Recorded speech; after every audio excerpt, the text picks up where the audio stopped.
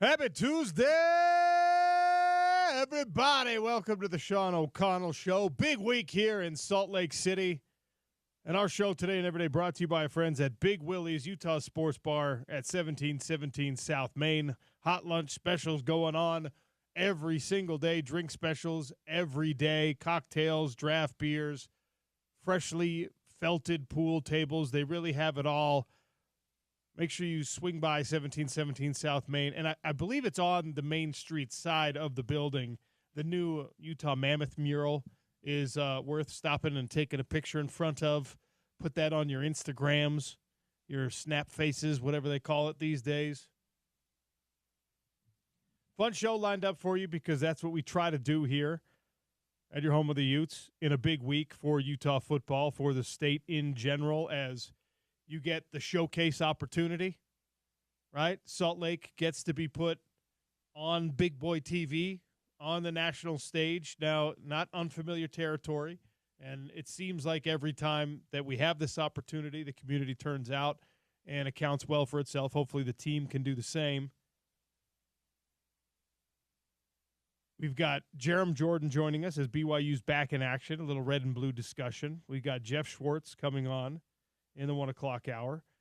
James, should we tell people who we just finalized as a guest for tomorrow? Should we get everyone excited? Yeah, let's go. Have we signed the contract yet? Is the ink dry? I think it's official enough. I think it's official enough to put it out there, and the great Paul Kirk can contact us if he's like, "Hey, we not quite yet." You're jumping the gun on announcing to everyone that tomorrow afternoon, Mark Harlan, the athletic director at the University of Utah, will be joining us. It'll be around 1 o'clock. We're still confirming the exact time with him, but around 1 o'clock tomorrow. It's Big Noon Kickoff, which means everyone in the athletic department wants to make sure everyone shows up to that show, the pregame show before the game, and obviously stays all the way through the big game. You know what I realized, James? We're happy to help out. You know what I realized? I need to go to the Utah Red Zone store and pick up. We have 3 young girls, as I've made public many times on the show, and the baby of the family is basically the same size as my middle child right now, even though there's 2.5 years separating them. Wow. Yes. She's a big one. She's a tank. And because of that, the hand-me-down situation gets a lot more complicated. Yeah. So I have to go up. I have to freshen the drum and feather. It will be the choice I make. Spoiler alert. I have to freshen up the Utes wardrobe for the young ladies because they're gonna come out and do a little Big Noon, I think. We are also this one is far from booked, but I will say that a certain member of Big Noon Kickoff, we are efforting to get on the show this week. Is it who I think it is? It is someone you know very well. Okay. It's not really vice versa. Okay. I desperately need to make this happen. I want him to be in studio so bad. I think if it happens, it's probably going to be over the phone. Yeah, but you're probably right. We'll just say it. Everyone knows what I'm talking about. We're efforting Urban Meyer. Desperately want Urban Meyer to be a guest on I've never had him as a guest on any show I've ever done. Do you want me to say on air how I tried to? They did respond and say, "We'll let you know. Like, thanks for sending those times. Sounds like it'd be a good idea." So it seems like it's getting towards the probable side. Did you reach out for their booker and say, "Hey, we actually have a guy that was a walk-on for Urban"? I did. You did? Yes, James. Yes. I said. You want to know how? Here's how I put it. And I sent it, and I went, "OC is going to laugh his head off when he finds out about this." I said, Sean was actually a walk-off on Urban's Utes 2004 Utes team, and he would love to reconnect.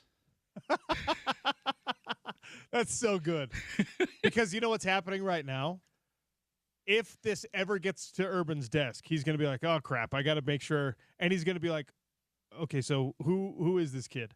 And he's going to be like, "I don't remember him at all." And he's going to have and then someone will say, is that that might be Murphy. You know what, I remember Murphy. You know what also it makes it even more complicated for Urban Meyer?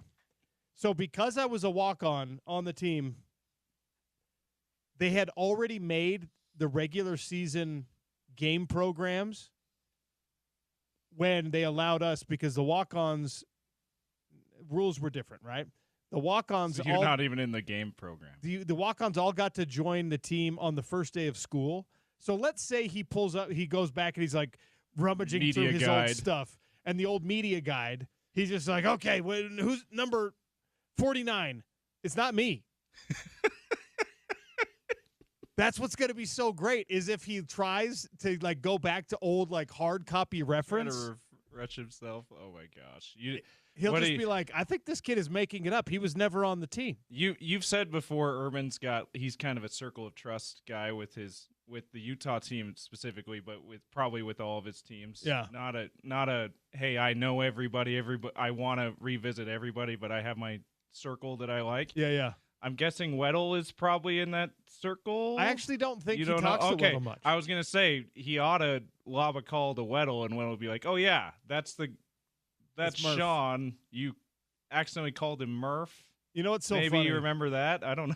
You know what's so fantastic? I really desperately want this to happen now because we're far enough removed. It's like I don't expect that Urban or any other coach, for that matter, knows the names and faces of every player that's ever been through their program, and I don't, Especially certainly not walk-ons. Urban's been it. It's not like we talk about Ron McBride being that outlier of like, I remember just about everybody I coached. Yeah. I'm there for all of their big life events, which makes him very special, obviously. But it's a little bit easier for Mac because he spent basically his career at one school, right? He coached at Weber too, but as a head coach, he was for most of the time at one school. Urban, 3 different places, well, and it got bigger that's and got to bigger make and it bigger, a little right? more complicated. It's like remembering who you sat next to in elementary school when you've become like a big deal on a college campus. Yeah, you're meeting way more people. Yeah,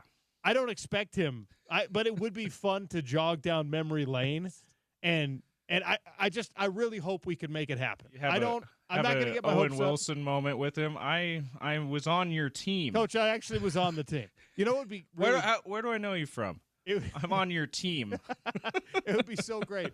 Maybe the way that if he like, I don't know, he's like, who is Sean O'Connell, right? Yeah. And maybe he does reach out to like Bo Naga. He is one of his guys. Okay.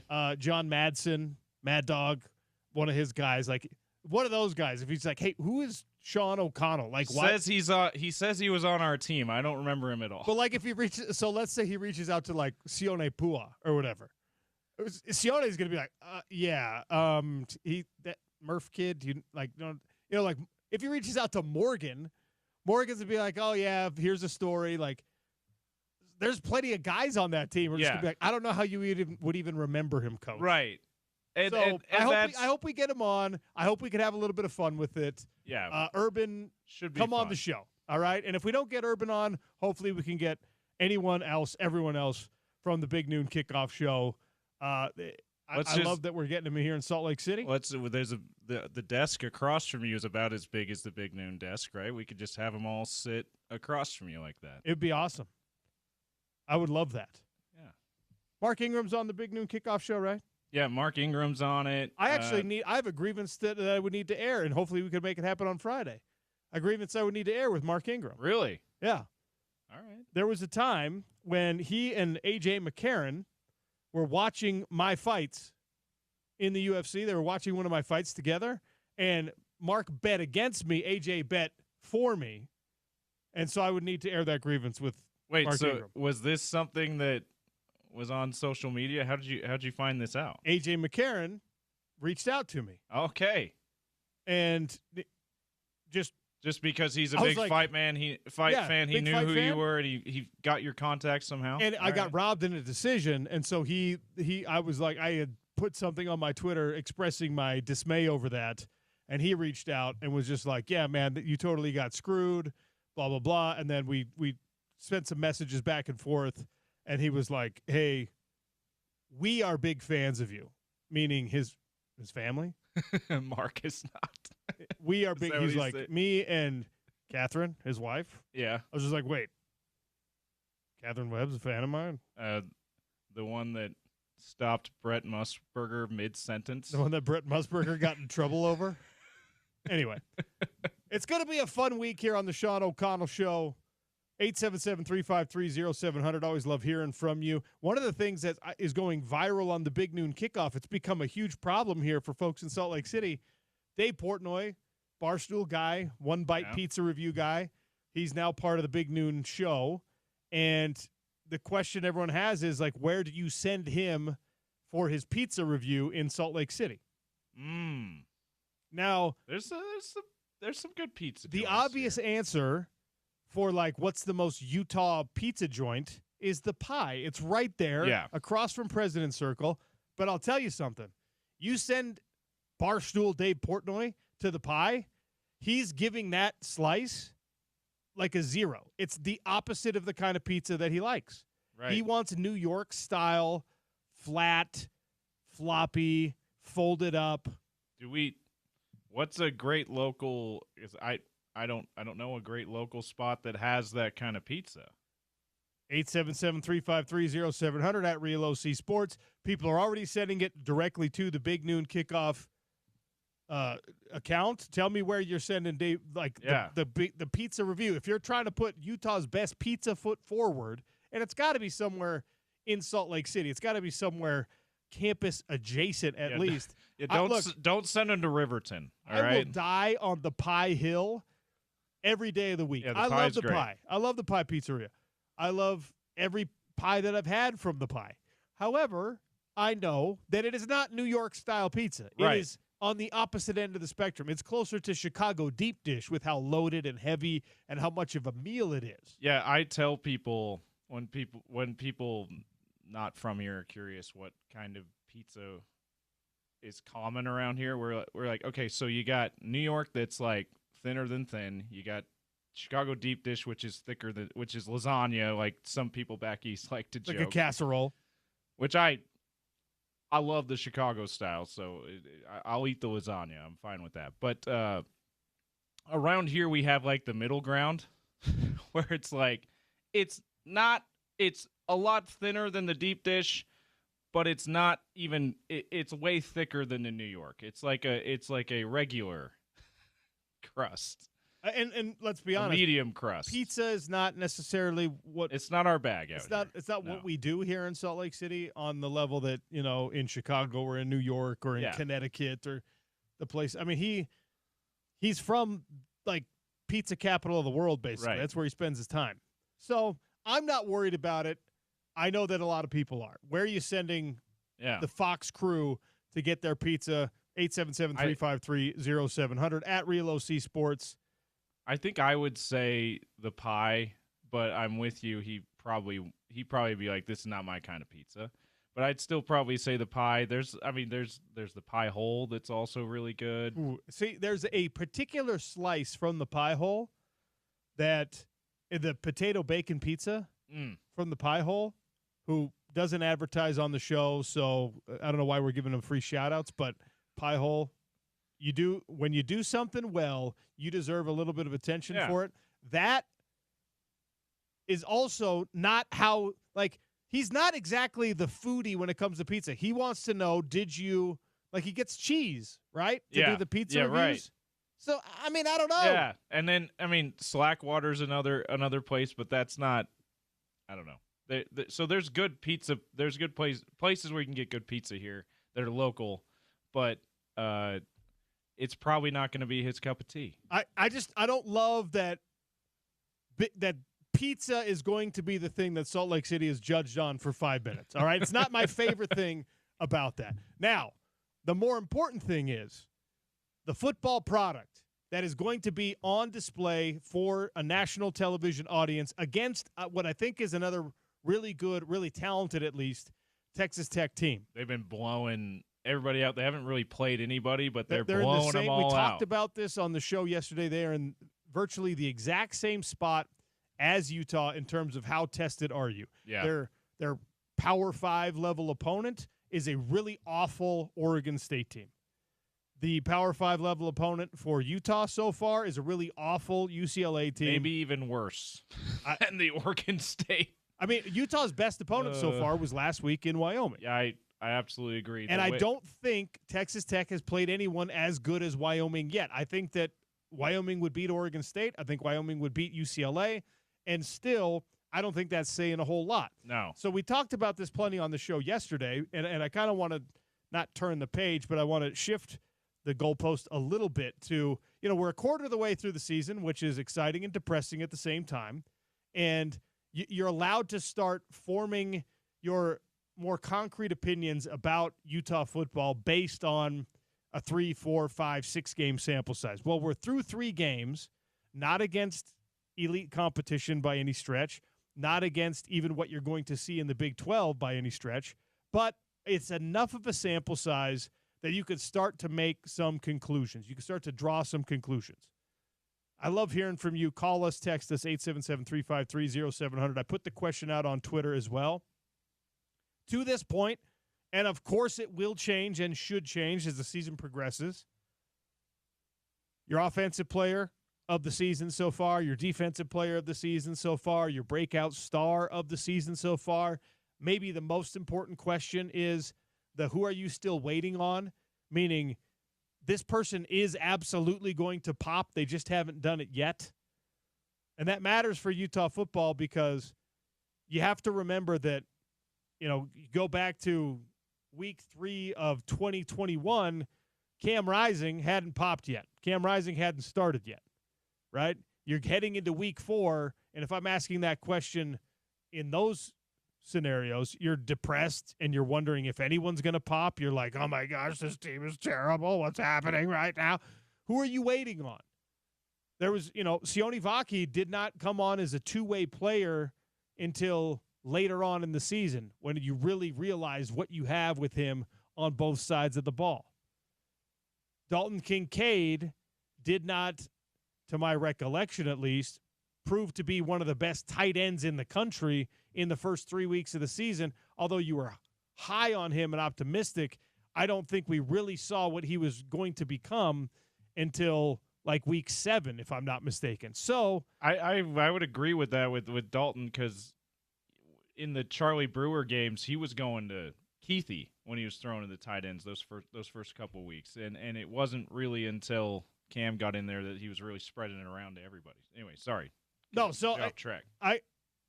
I want people to weigh in and tell me, I guess, where you would send Fox Big Noon Kickoff for pizza, but more importantly, how this team, we'll focus on the good things, but how this team has stacked up relative to your expectation. The offensive player of the year unequivocally is Devin Dampier. He's your leading rusher right now. He's obviously the quarterback. He's the straw that stirs the drink. He's the drink itself on plenty of these offensive drives. He's done an amazing job of improving on the areas so far that you were worried about on paper from last year. Respect to what Ryan Davis has shown us and Wayshawn Parker and Akari Rodgers have shown us. Respect to Caleb Lomu, even more so, I think, than Spencer Fano right now, and that offensive line unit as a whole. Respect to Hunter Andrews, who probably belongs more in a breakout star category than an offensive player of the year category, at least through the court. We're only 25% of the way. So this is not me expecting you to have a concrete answer. But to this point, it's Devin. And I think that's going to be the same at the halfway point. That's going to be the same at the three-quarters point. That's going to be the same when the season's over. That's going to be the same when we're deciding, because we will be deciding on whether or not you get Devin Dampier for another year. I think Devin is going to be that dude all the way through the year. Defensive player of the year right now, I don't think you're going to get a ton of variation on this. I think there's really one answer here. I think John Henry Daly is both your breakout star potentially, but he's certainly your defensive MVP right now. He's the best player on your defense right now. Number 90, JHD. He's also going to be a guest on the Coaches Show tonight. It'll be Devin Dampier and John Henry Daly. So biggest week of the season so far, biggest broadcast position probably of the whole season. biggest show that Utah football is going to be putting on. 1:30 against West Virginia now, all right? And it's going to be your two best players to this point in the season. Yeah. Offensive player of the year so far, Devin. Defensive player of the year so far. For me, John Henry Daly. If you have any other pick, let me know.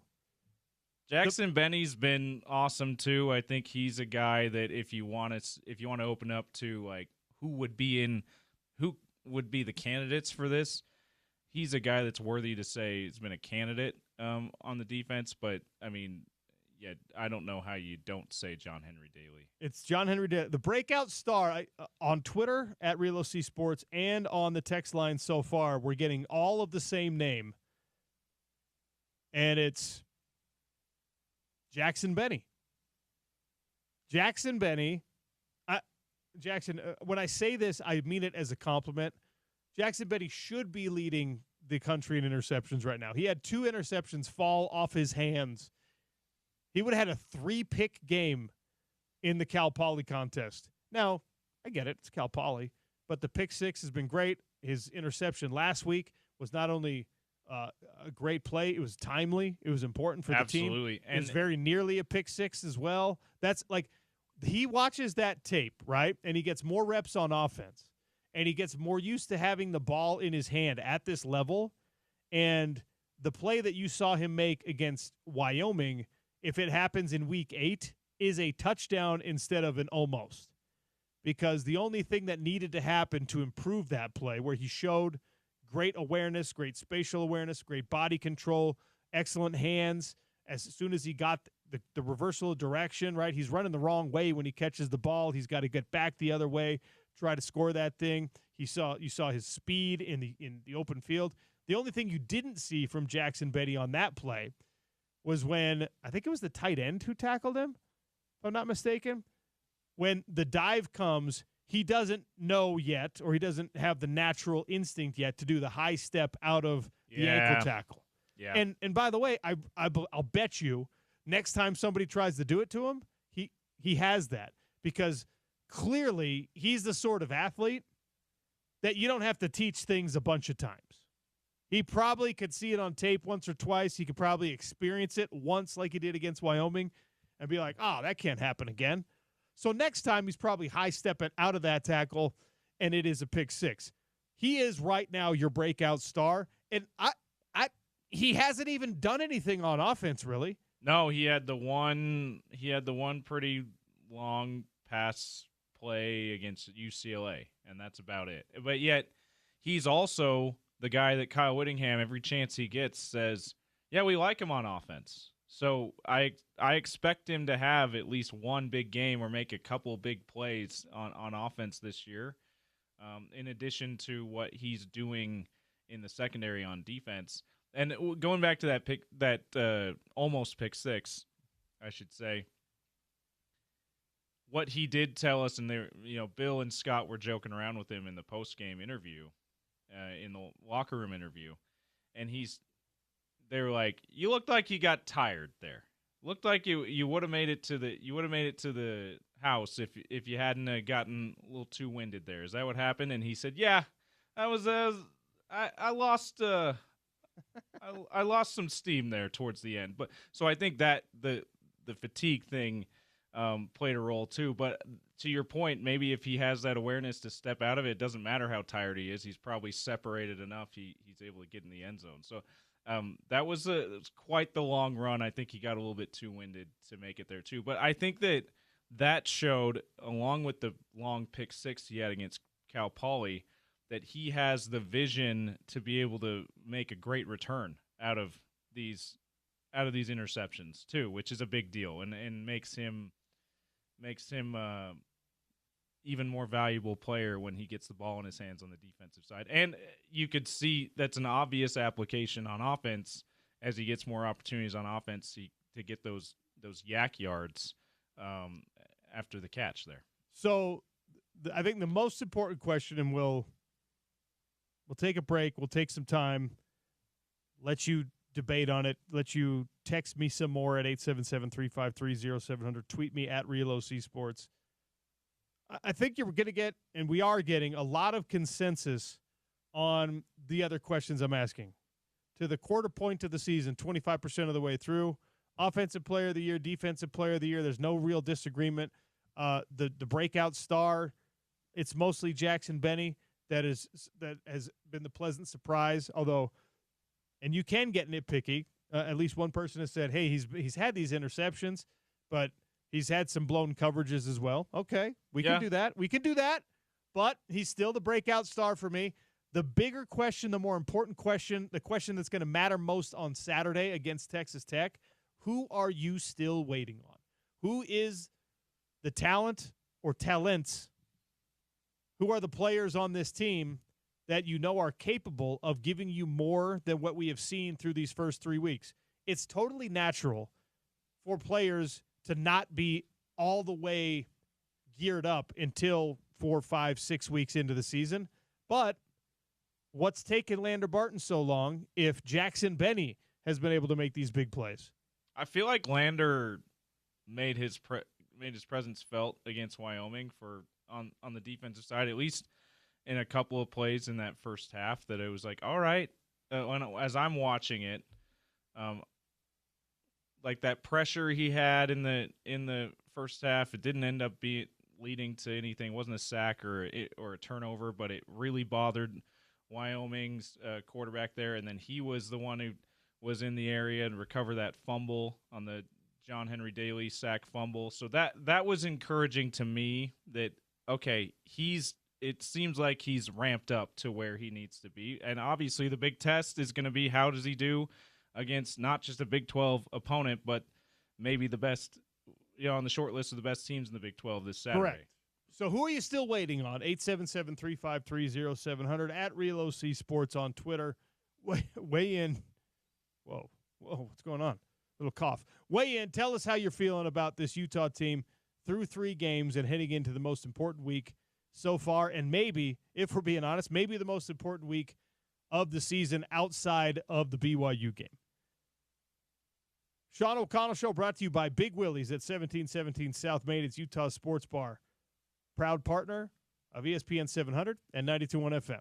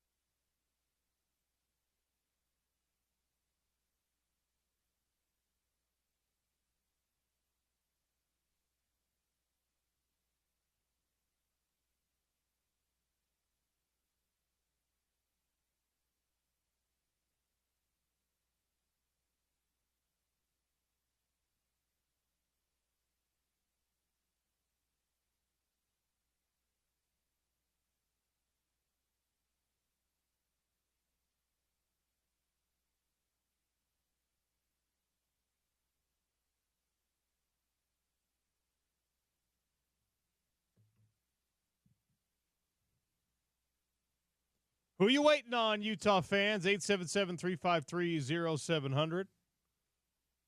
At Real OC Sports. The Utah football player. Maybe there's somebody on this team that you look at and you say, I need that person to break out in this game specifically if we are going to beat Texas Tech. The Red Raiders are big enough, bad enough, dangerous enough that if I don't see Lander Barton playing at an All-American level at that linebacker position, I don't know that we can get this one done. Maybe you're like, hey, Teo Johnson, I've watched you, dog. You've taken a couple of bad angles so far. We have not had a reason to celebrate number 5, to call your name in a joyous manner so far this season, and we know you're that level of player. Maybe this is the week. Nate Ritchie has been solid, but there's been some errors. Maybe you think he's the guy who's going to be a star that you have yet to see. Maybe it's one of these corners because they better be good against Texas Tech. I'm deliberately talking about defensive players because, strangely enough, we're in the upside down now, ladies and gentlemen. In this bizarro world of 2025, I think we're probably, most of us, heading into Utah football's game against Texas Tech more confident that the offense can do its part than that the defense can slow down Baron Morton and this juggernaut of offense at Texas Tech. Is that, you think that's a correct assessment, James? I think that that's a sound argument you can make, but I think that I'm probably just I have the bias of this that I can't get past of this team just always being able to get it done on the defensive side of the ball. And even though the guys that you mentioned and maybe a few others have not been quite as sharp, have not been quite played up to the level that we expected them to throughout full games so far, I would agree with you on that. I still just feel like they're going to get there. Right. So, and this is I think in this game is when this is the first game that it's like, you need to have it. And I just believe that we're going to be able to count on them for that. So I actually would go with, even though the offense has been more than good enough without these guys really breaking out, I would go pick some guys on the offensive side. I would say Wayshawn Parker at running back, and who's been solid and had some big plays, but mostly against Cal Poly, right? And Tobias Merriweather or one of the receivers needs to break out. And I would say Tobias is the guy who seems most likely to do that. I saw there's a tweet that came in, said the breakout I'm waiting for, who's still waiting on all wide receivers. Kelly on Twitter says all wide receivers. I think that might be a little bit unfair to Ryan Davis, at least. Wait, Davis. I don't think all wide receivers is fair because Davis was incredible last week. He was, when the offense wasn't able to, well, they were moving the ball, but when weren't able to put points on the board, Davis, along with Devin, were kind of carrying things. So yeah, I agree with you on that. Through 3 games, he has 19 catches for 171 yards. 10 of them last week, though. And a touchdown. And there was nothing from him in week 1, right? So, again, This is why we're not being negative here. I want to make it clear to everyone. When I say, who are you still waiting on, I'm not doing it with my foot-tapping, angry impatience. I'm saying, like, it takes time. Circumstances have to be there. Health has to be there. Obviously, there are a bunch of us waiting. Hey, Rabbit Evans is going to be something, and now we have to wait until next year. Rabbit Evans had surgery, and so he's out the rest of the year. When you look at Logan Fano, I'm still waiting on Logan Fano. Yeah. Logan Fano, he seemed by like design. He seemed like he broke out against UCLA, but then didn't play. Did he play the last He hasn't 2 played. weeks? Okay, I know he didn't play Cal Poly. He played against Wyoming, but he's barely played. Yeah. Right? And so, and again, that's more of a by design thing than it is a pure necessity. Oh, he's actually he's decimated by injury. Are you suggesting load management? There's load management happening right now. Absolutely, there was load management. Logan management. Morgan Scally came on the show and admitted it. He said that. He could have gone. but we thought that because we're playing against Cal Poly, it was probably okay to let him rest. If both he and Spencer miss a game at the same time, which they won't, load manage. I know what you're going to say, and I don't like it. Fonode management. I thought you should say broad management. Oh, broad. Even better. That's actually broad management.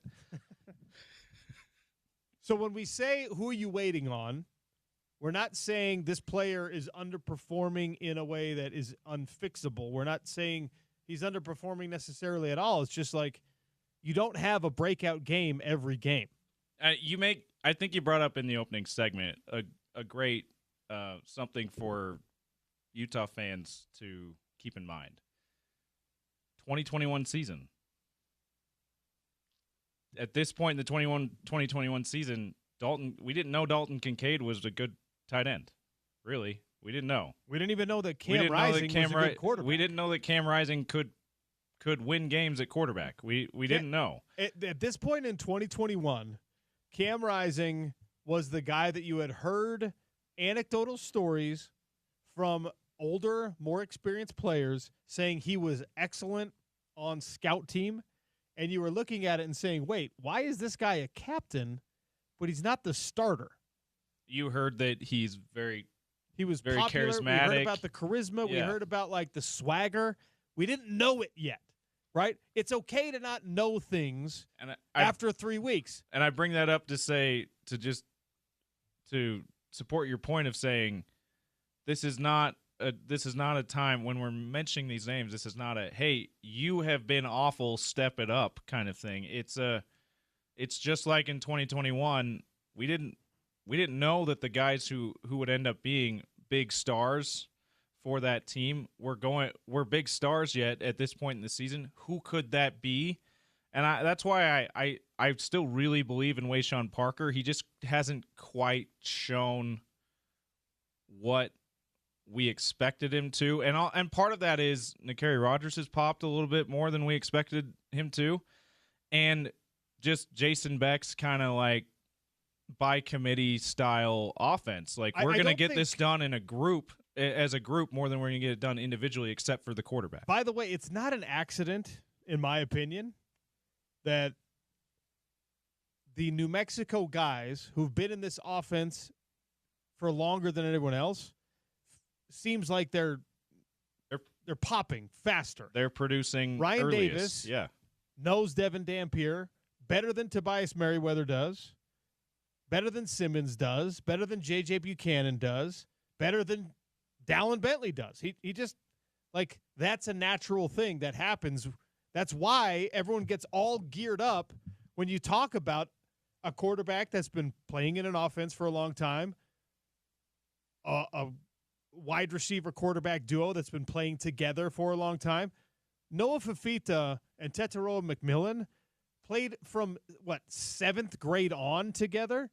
And that's why all other things falling down around you at Arizona the last couple of seasons, those two you could rely on. Yeah, they were still awesome. Because it was like, I know where he's going to be. When he comes back, Tetairoa McMillan and Noah Fafita could communicate non-verbally at the line of scrimmage with one another, with a hand signal, with eyes.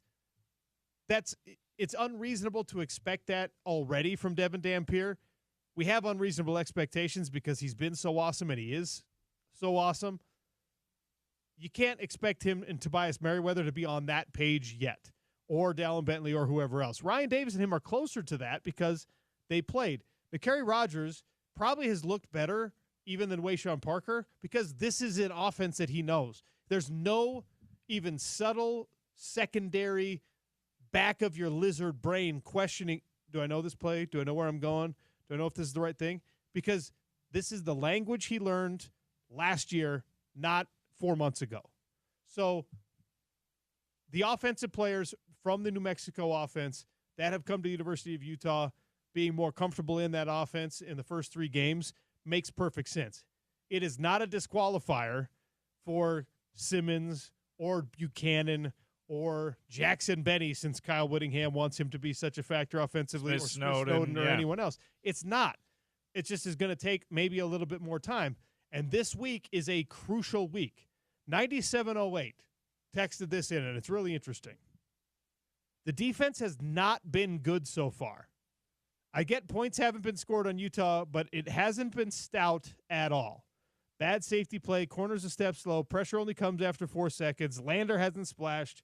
It's not great. Tech is probably going to hang 35-plus on Utah, and it's going to be a shootout. Good thing Utah can score. Richie has got to step up, so does Elijah Davis. Look, this is the fan who has been hurt by the last 2 years. I'm not going to ridicule you. I'm not going to disagree with everything that you have said here. I am going to tell you that Utah's defense is not maybe firing on all cylinders in these first 3 games the way that you want them to, but what we have seen from this defense does not make me fear for the defense necessarily. Because I look at what Morgan Scalley has called so far. I look at the way that they mess with rotation to kind of see what they've got. And somewhat by design, you have not yet had the full fury of a Utah defense unleashed on any of the 3 opponents. You haven't done it yet because you haven't had to do it. You're a more talented roster in every one of the cases. And when you say, oh, they're not good, well, they're giving up 8 points a game. Again, bad competition, right? That's fine. They are third. They're tied for third in the conference so far in total defense, giving up 224 yards per game. All right. Texas Tech is right behind you. They're only giving up 230 yards a game against, again, really bad competition. And I will say this. Texas Tech, when we say who are you waiting on for Utah, Texas Tech spent a grip of money in this offseason to go out and get the most talented free agents in the business, right? They went out and Cody Campbell's dollars were spent on David Bailey, the Stanford transfer, the all-conference guy from when the Pac-12 was actually the Pac-12.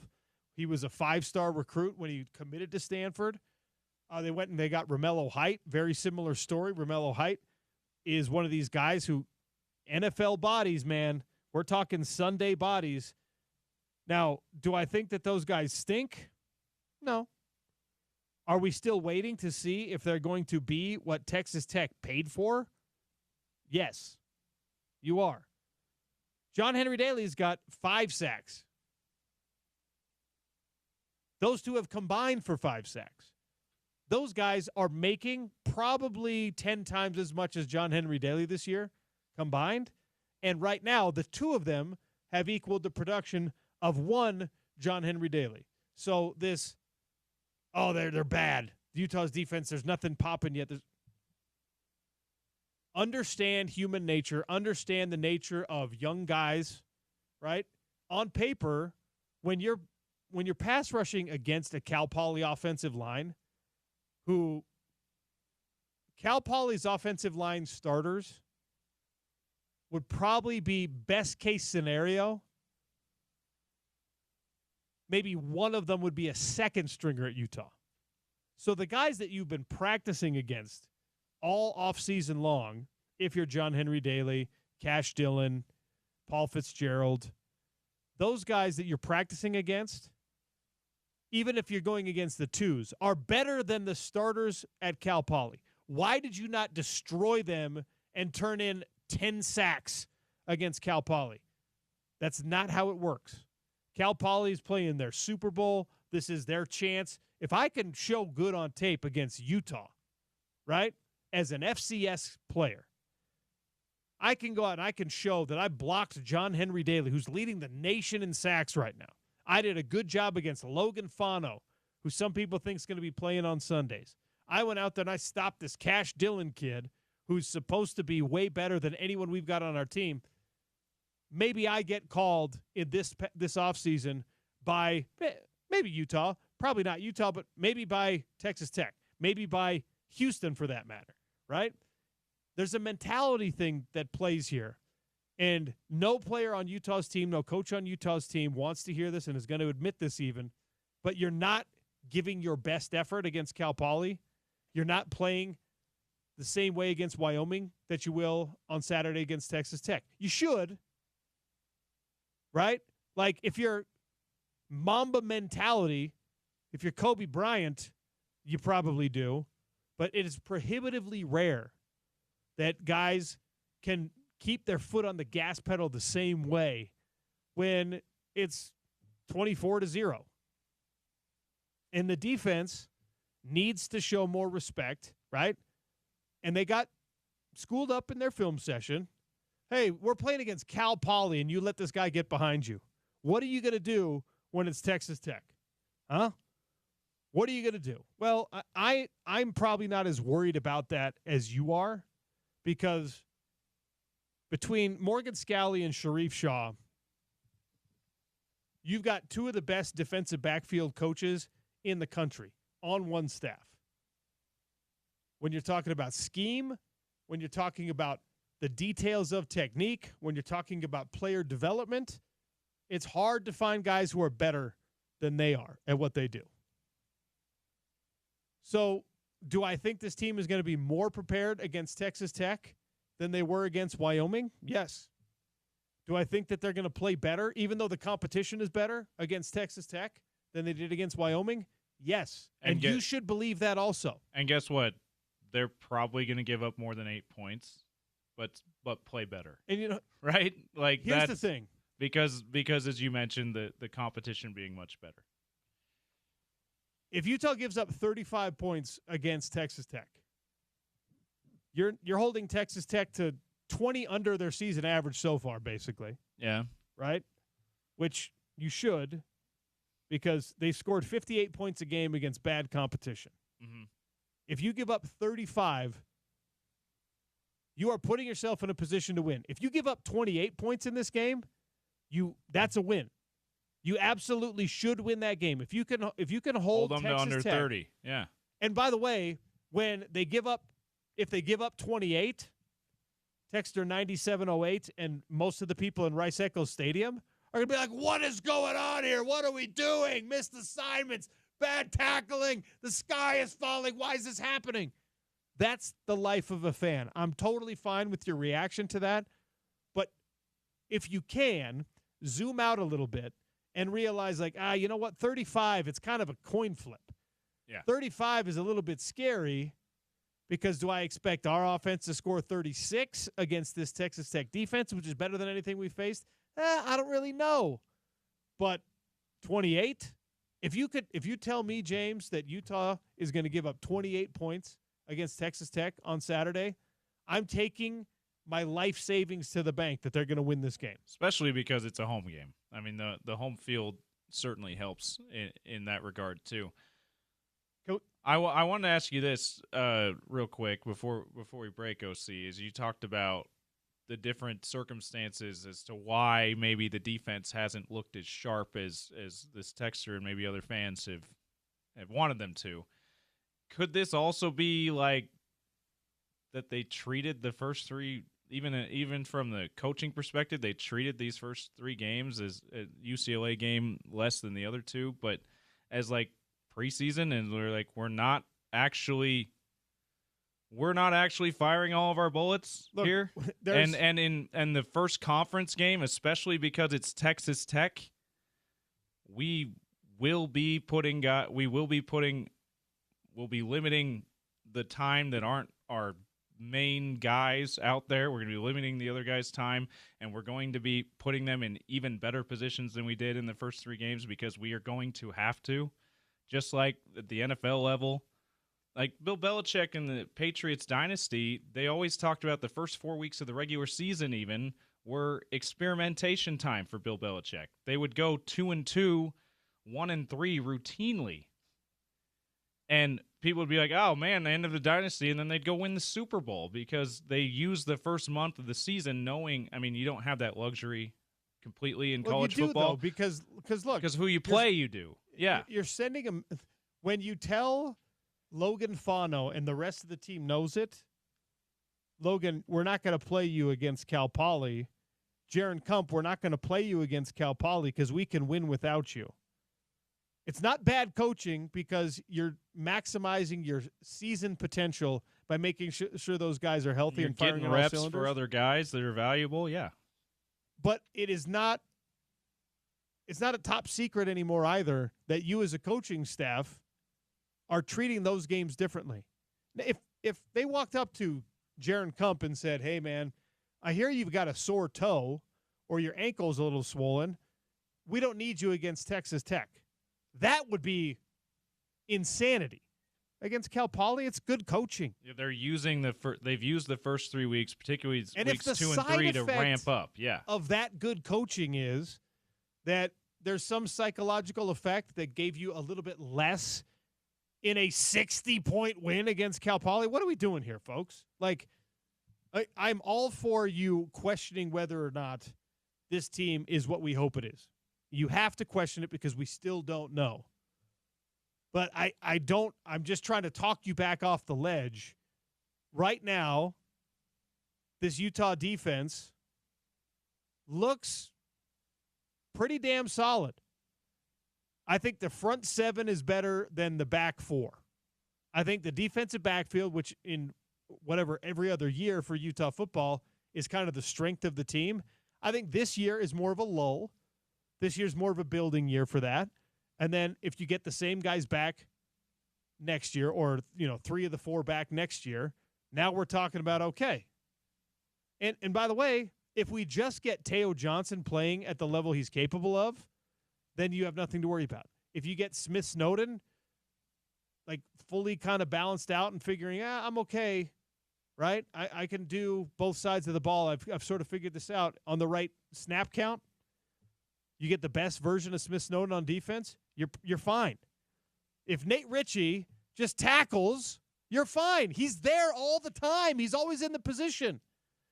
Take one more step and grab harder with your gloved hands. Easier said than done, especially from a guy who never had to make those level of tackles at the college football level. I know. But, he's capable of it, and he shows you he's capable of it because he's right there. And you just made that same point against Lander Barton, or about Lander Barton, that, maybe he's got five tackles total on the year, according to the official stat. That's not where I wanted him to be right now. But he's got the fumble recovery. He's got a couple of pressures. He's got a pass defended.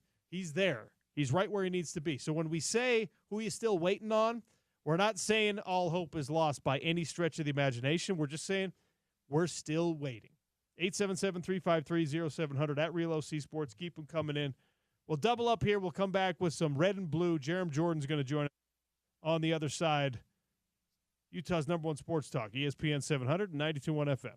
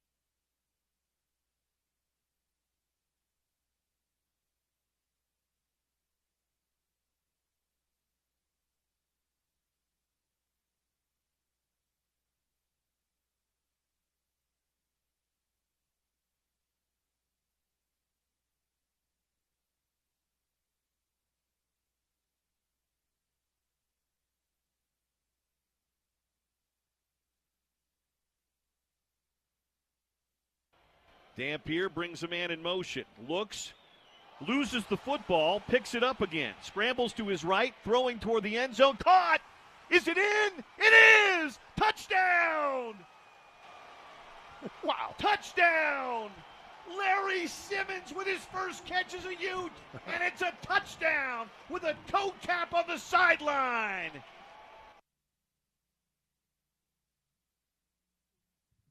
That play is certainly going in the Devin Dampier highlight reel for the season.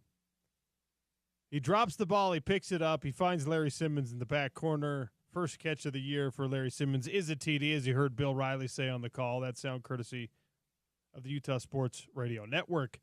James plays a Utah highlight as we get ready for some red and blue. Jerem Jordan, our enemy from BYU Sports Nation. Actually, he's a friend of the program. Joins us because BYU back in action. Jerem, how are you? Hey, I'm great. There's no other program I've ever been on where they play a song called Enemy before I show up. So I always feel the warm welcome. No, that was a crazy second half for Utah, man. I stayed up, watched that game. That was wild, man. 4 straight scoring drives, TD drives to end it. There you go. Yeah, it's funny that you say that was a crazy second half. I think the Ute fans thought that the first half was the crazy one because you just couldn't get into the end zone. Goals. And that's crazy. You're missing field goals. You're not punting the ball away. You're just bogging down. It was like, what's happening here? They got it worked out in the second half. But, look, you find things when you're playing against competition that is not on the level that we expect to see really week in and week out in the Big 12 Conference. You find things that you like and you don't like. You try and extrapolate whether the things that you like are going to help you even against elite competition, whether the things that you don't like are going to kill you against elite competition. BYU coming off a bye week, not in a dissimilar situation where, they've got, I don't know where we would compare East Carolina to Wyoming, but they're at least in the ballpark. And this is an East Carolina team that has been a thorn for BYU in the past, but this is very much a different BYU squad. So based on 2 games against competition that doesn't belong on the field with BYU, you had to go into the bye week and you had to prepare and evaluate for this one where you still probably aren't going to be fully tested when you emerge. What was the point of emphasis and the point of focus as you're trying to get ready for a Big 12 season for BYU this last week and heading into this week? I would think defensively that it is, okay, we got to slow these guys down. They're top 10 tempo team right now. They'll do some sugar huddles. For those who don't know, it's like they kind of huddle close to the line of scrimmage, then they'll go quickly up to the line of scrimmage and try and get a playoff. They go quick. They got a good passing game with Caden Hauser, a Michigan State transfer. He put up some good numbers against NC State. He's been wildly good the last couple of weeks. So is ECU like one of the top 5G, 5G6 teams in the country? I don't know, but they have a really good passing offense. They run it okay. Defensively, tied for first in takeaways with 8. So I don't care who you're playing. If you can take the ball away, that gives you a shot. To me, that's the only way that ECU competes for a win against BYU is if BYU turns it over a bunch and if they suddenly can't run. Because I don't have questions about the BYU defense. Frankly, the 3 points allowed against Stanford was like, wait, how'd they get 3? Almost jokingly. But the BYU defense is great. Offensively, BYU's kind of got to get it going a little bit. Aaron Roderick said a week ago, right into the bye week, he said, we haven't unleashed the passing game quite yet. We don't feel like we've had to.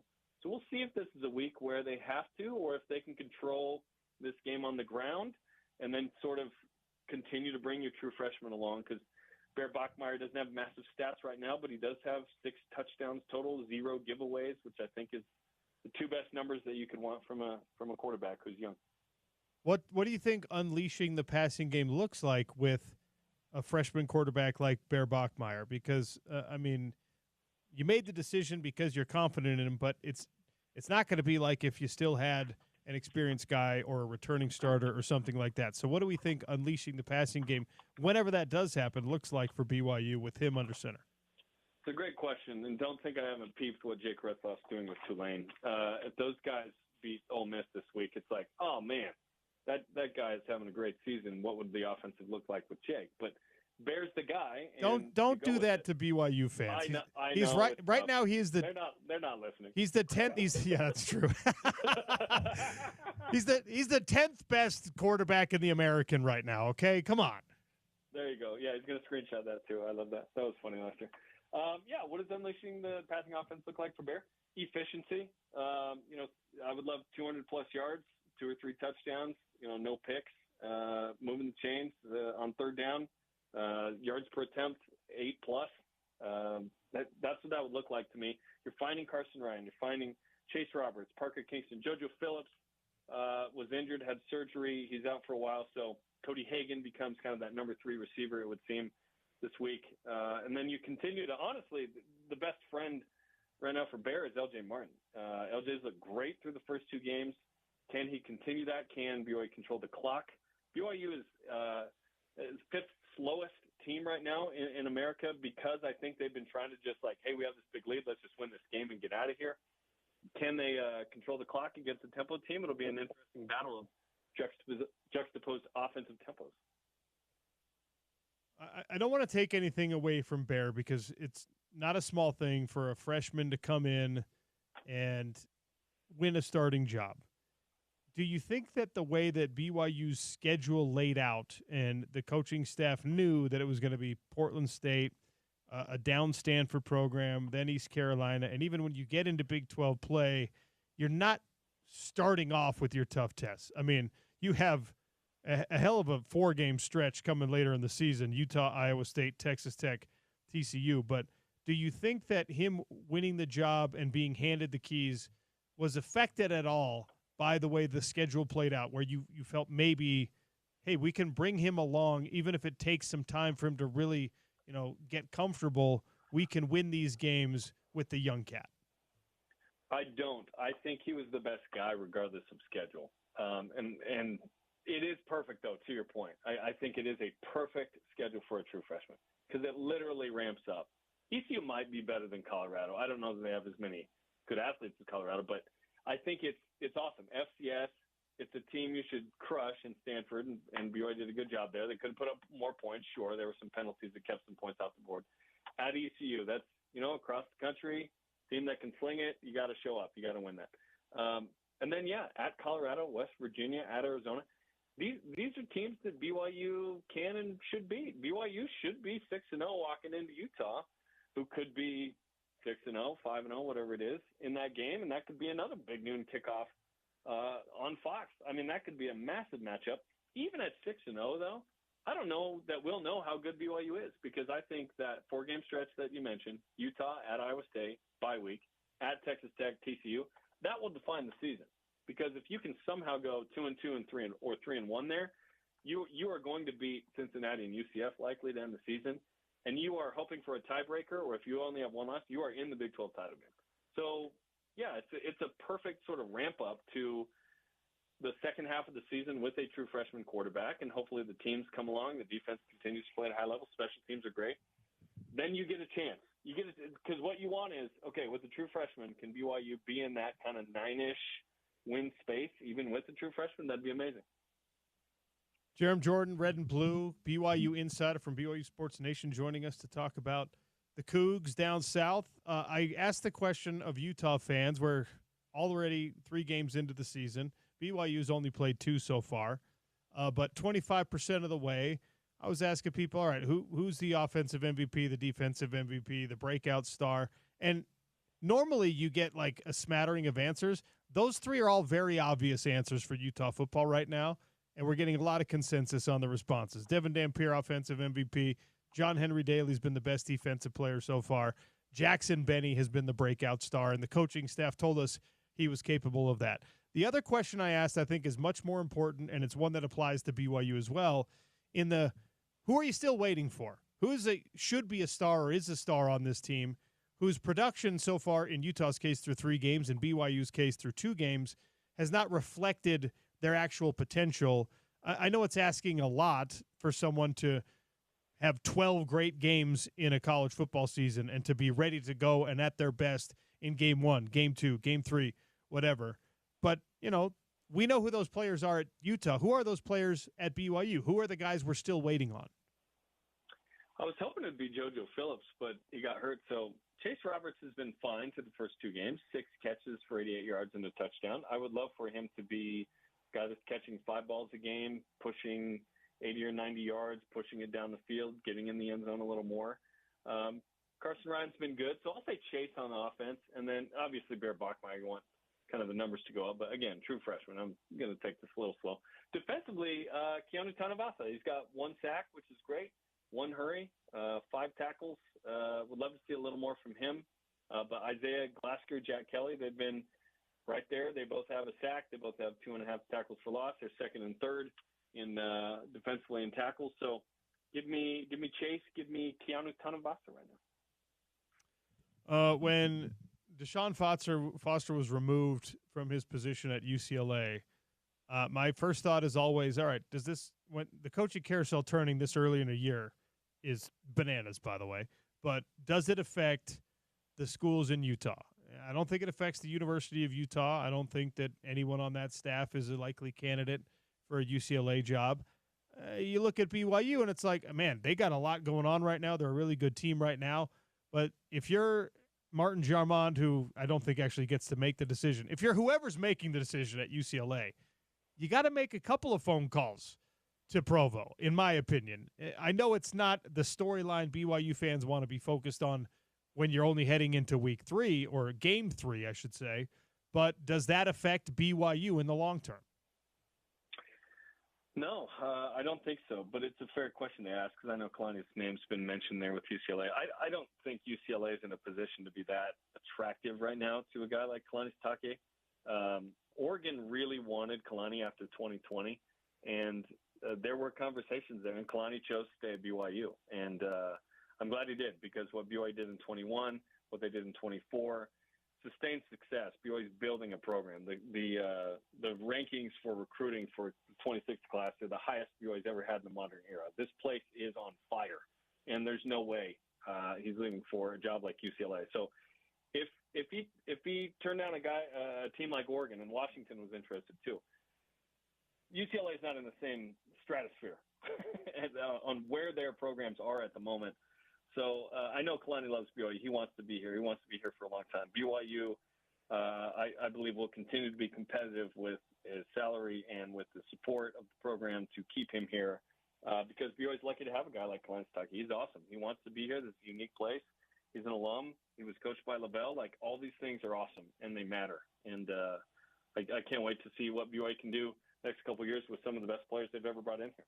I agree with 100% of what you just said about Kalani Sitake. I still think UCLA has to make the phone call. I think a more likely conversation, one that could potentially bear more fruit, would be one with Jay Hill. What about that? Yeah, Jay is going to be a dynamic head coach in Power 4 one day. I hope it's not for a couple of years because BYU's on an incredible run with this defense. But he's too good. They're not going to keep him forever. So I'm riding this gravy train forever, man. As long as it lasts. I think Jay's great. I've told you a bunch of times. I just think he's really helped turn things around for BYU. It took year 2 to get that defense going, and now we're seeing in year 3 they're playing at a really high level. And listen, Stanford probably had the same thought, frankly. Staring at Jay Hill's defense dominate them. I don't know where Jay stands relative to interest in that or anything like that, but that's conversation for another day. But yeah, Jay is a great candidate one day for a head coaching job in a Power 4 school, and he's going to do a great job. He's a fantastic coach, and I love having him as the DC at BYU for as long as humanly possible. Yeah, and that's exactly the stance that everyone in the state should take. Even Utah fans should want Jay Hill to stick around. Although he does make BYU a heck of a lot better, but I don't want – if he's going to go somewhere, I hope he's not a head coach at another Big 12 institution because I don't want to have to face whatever he becomes at that Big 12 institution. I ask you the same question every single week because, the season evolves. And we've now watched Kansas State dig their own hole a little bit further. Arizona State, underwhelming again. Iowa State still looks really, really good. BYU was idle. Utah looked solid in the second half. Have your expectations or your power rankings in the Big 12 changed since the last time we spoke? I've got Texas Tech and Utah in the top 2. I mean, I can see the argument for either is number 1. It doesn't really matter at this point. I do think whoever wins Saturday, that's clearly the best team in the league right now. Just they're going to have the best ranked win. If it's Texas Tech, it's on the road. If it's Utah, it's okay. You're 4-0 and you're beating one of the perceived best teams in the league. And frankly, I hate to say it, the Utah offenses looked amazing, and especially that second half. And Dan Pierce, fantastic. And I don't like it because that's bad news. Iowa State's interesting because they're 4-0, but I don't know if they're like a great team because K-State kind of stinks, and they played a one-score game on the road against Arkansas State. But they've had kind of a tough first month, so that could have been like, hey, it's week 4, we're tired kind of thing. They went and got the win. You credit for getting the dub. There are some TCU is super intriguing. I need to see TCU play a little more before I say, hey, they're super good. Arizona State kind of gave up. It was a late garbage touchdown, but 3 scores to Texas State, a little weird. Losing to Mississippi State was weird. Blown coverage at the end. Baylor to me seems pretty good. I know they lost to Auburn, but that win at SMU was pretty awesome. Arizona and Houston are intriguing because they're 3-0, but I don't know how good of a 3-0 that is. Colorado's kind of a dumpster fire. Kansas State's the big surprise. How are they 1-3?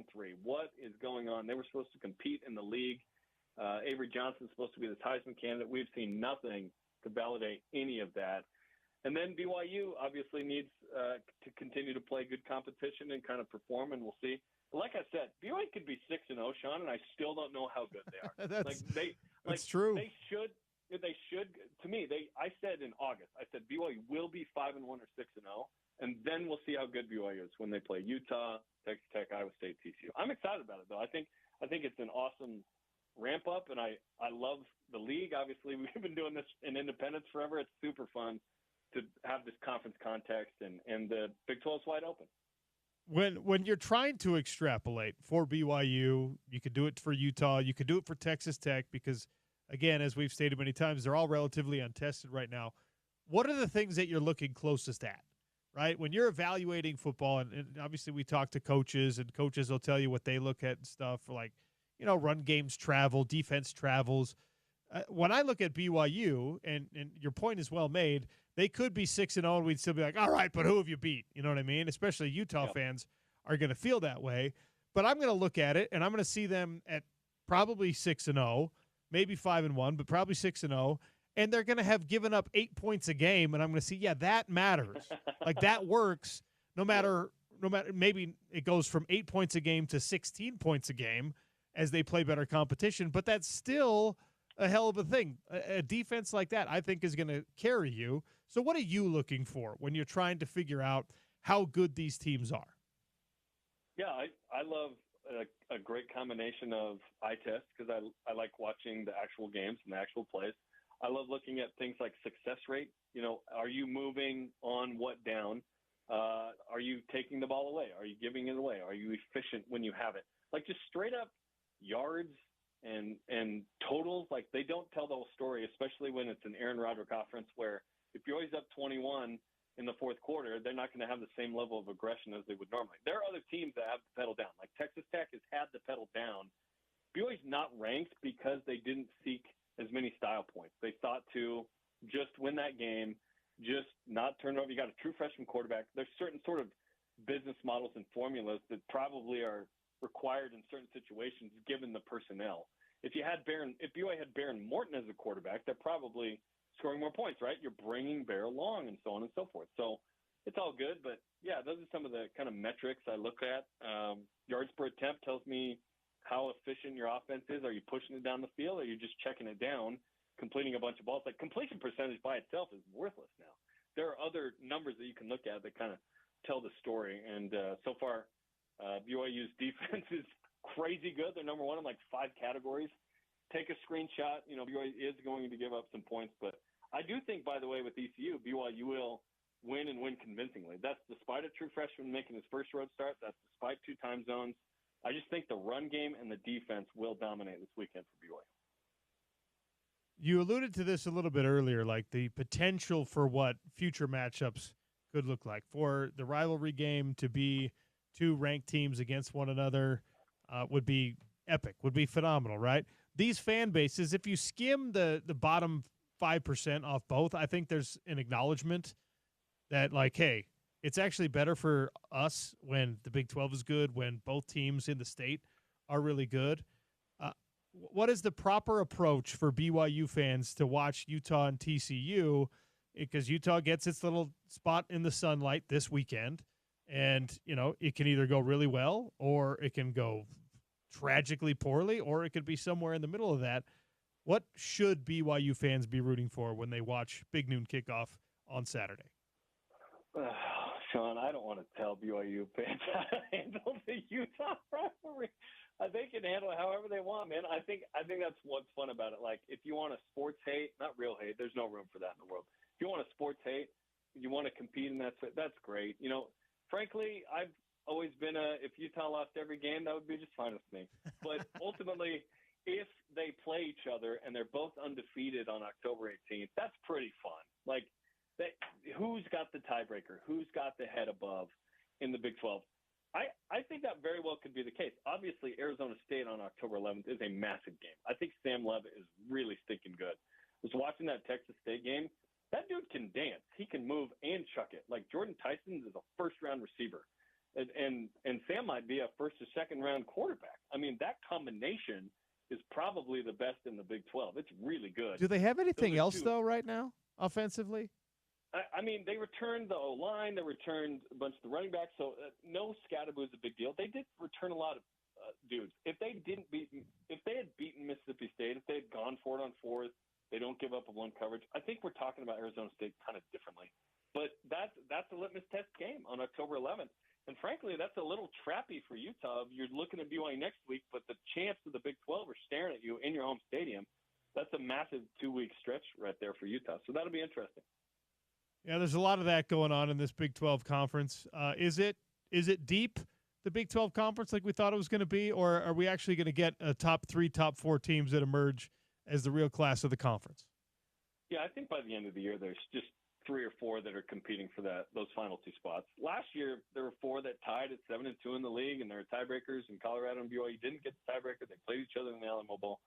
I do think Texas Tech, Utah, Iowa State, TCU, ASU, Baylor, BYU. Like, that's a bunch of names I just listed off, but those are your contenders to me right now.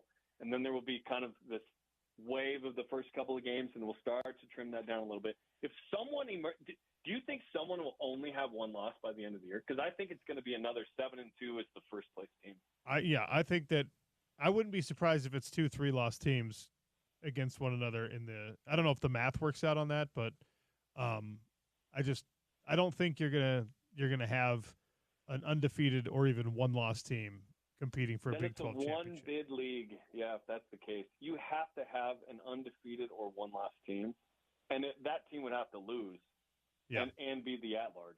Yeah. So I'm hoping it's a 2-bid league. That's the only thing. The bad thing about parity is one bid, right? If there's a dominating team, they get the benefit of the doubt.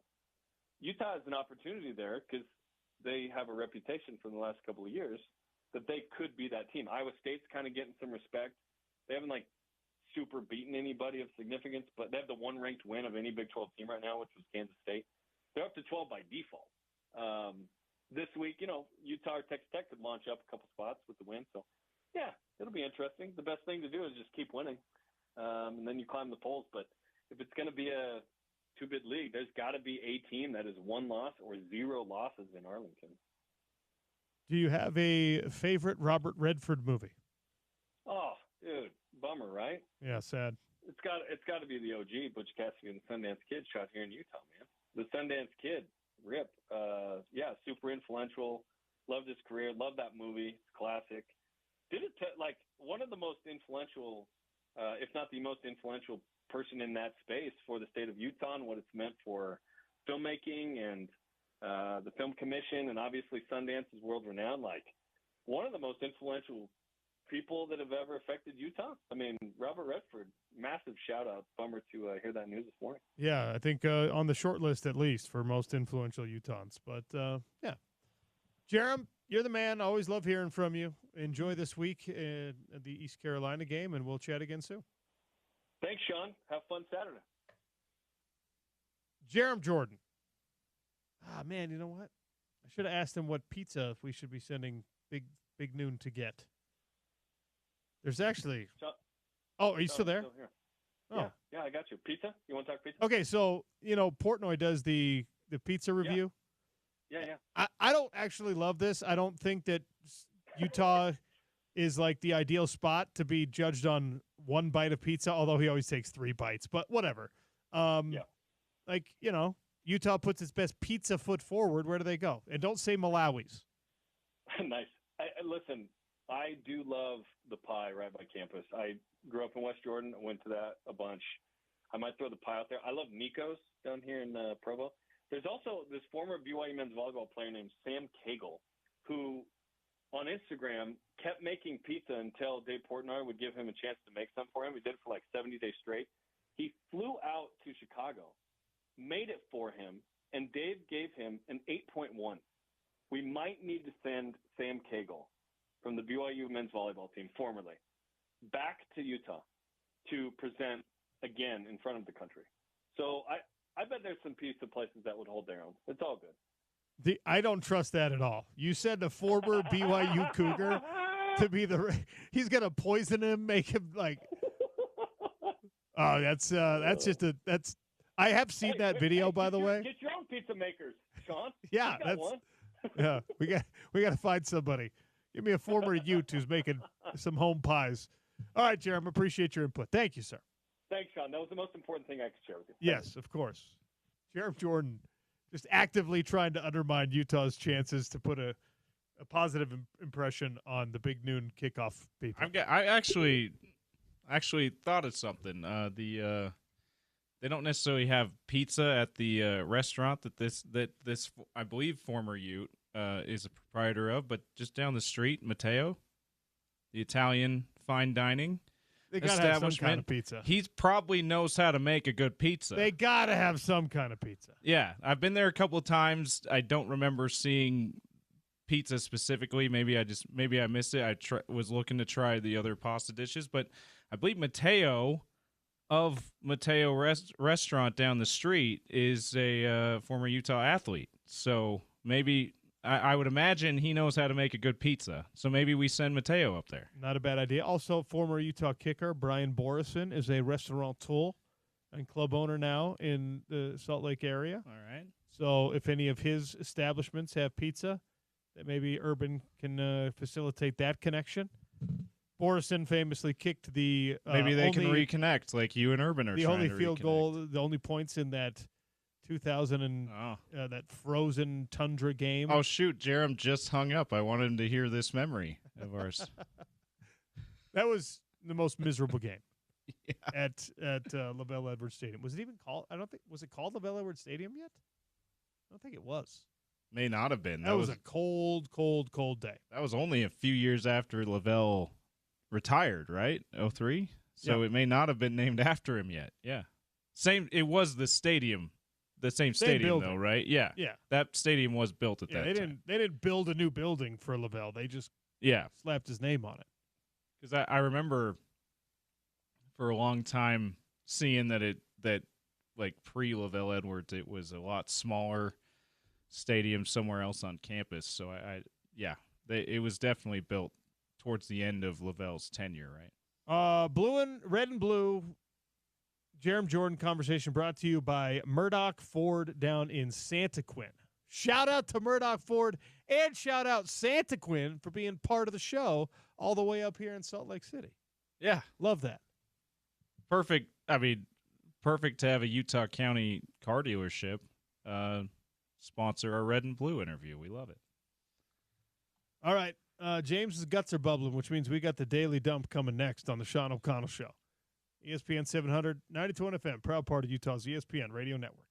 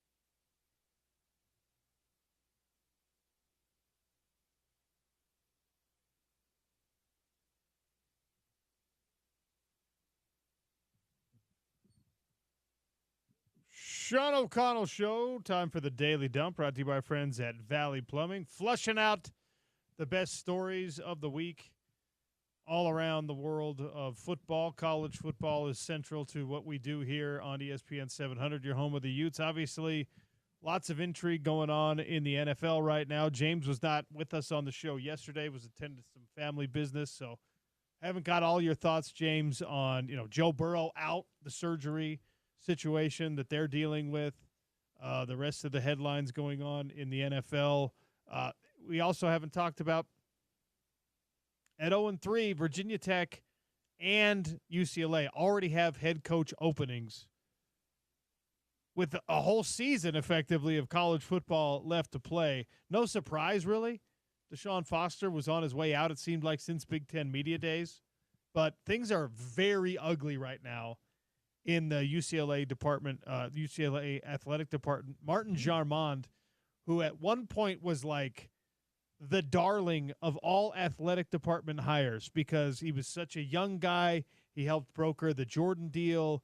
He's this individual who just like came in. He looks the part. He acts the part. He had connections with the right people. He was supposed to be a voice to lead UCLA athletics forward in a new era of college football where NIL was going to be a thing, where the transfer portal was going to be a thing.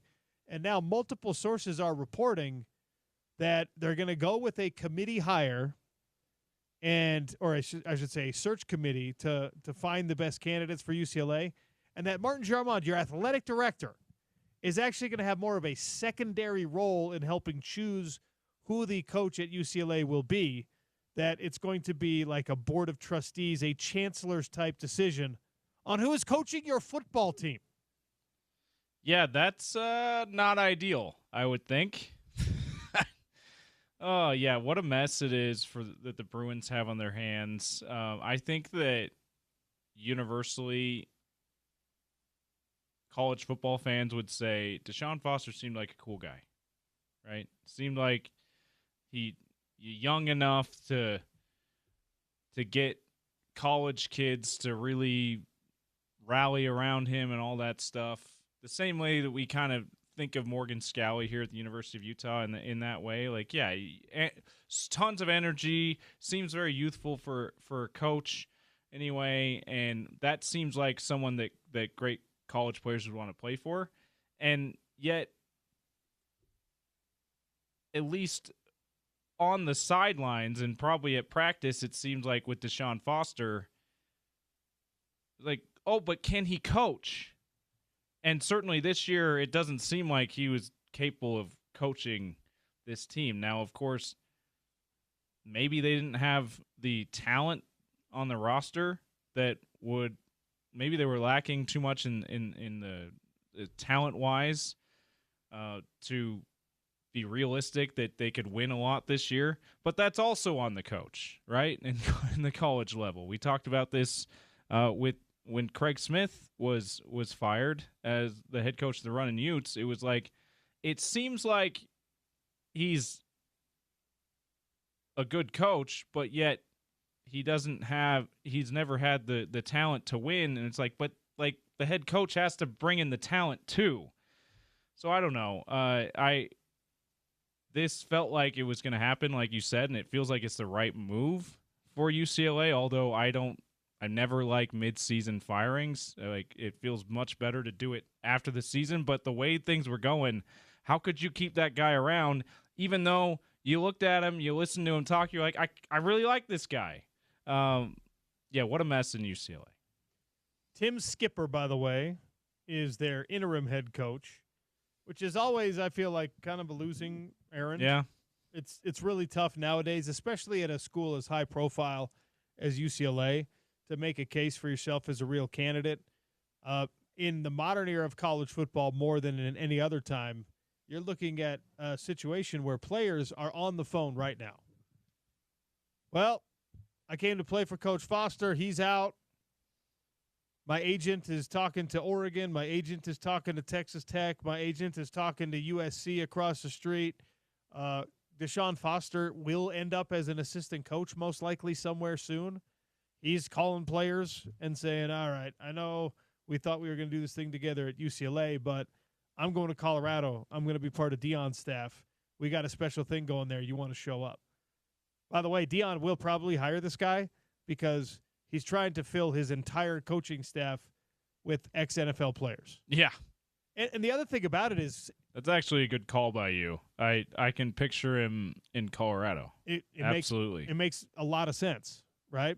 And Deion has parlayed his own connections into increased recruiting rankings, like relative to what they actually should be getting. At Jackson State, that was the case. At Colorado, that has been the case. And even as that gets a little more stale, then you like, all right, well, let's see if injecting another name that people know helps me grab a running back that I couldn't have got last year. This guy played 11 seasons in the NFL, which is wild to think that, that doesn't carry you very far in college football anymore when you don't have the results. By the way, a name that I have not seen associated with the UCLA job because I think of the number next to his own name right now, but I'm starting to believe that Deion Sanders is the right kind of guy to have at your school for like 2 years, because the excitement that he drums up is a different deal, right? If I'm UCLA, I'm kicking the tires on that, even though he's making $10 million right now at Colorado, and that buyout is probably cost prohibitive for a UCLA athletic department that is cash strapped. Another reason why this firing right now is just devastating for the Bruins. I mean, you're watching in real time potentially the collapse of one of the great athletic departments in college history, college sports history. Not football. It's been basketball that has carried that, but basketball has gone sour. It's also not like football has just been that they've just been awful all the time. Like they're not national champion. They've not been national championship contender good, but they've been a really solid football program to really good football program throughout their history. And so it's basketball obviously one of the bluest of blue bloods, and women's basketball has had a great tradition. Like, you're right. This is if they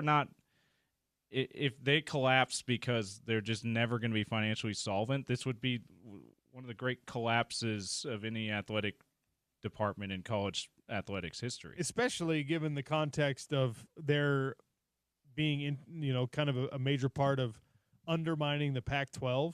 Yeah. As the initial movers with USC to go to the Big Ten, right? That package deal. USC has parlayed that into a lot of success so far. Not competitive success just yet, but financial success, enrollment success, things like that. If UCLA can't figure it out, they are morons. And that's a leadership problem. And leadership failure was a huge issue in the Pac-12 and is apparently still a huge issue at UCLA, who's got 9 more weeks of actual competitive play to search out a coaching candidate.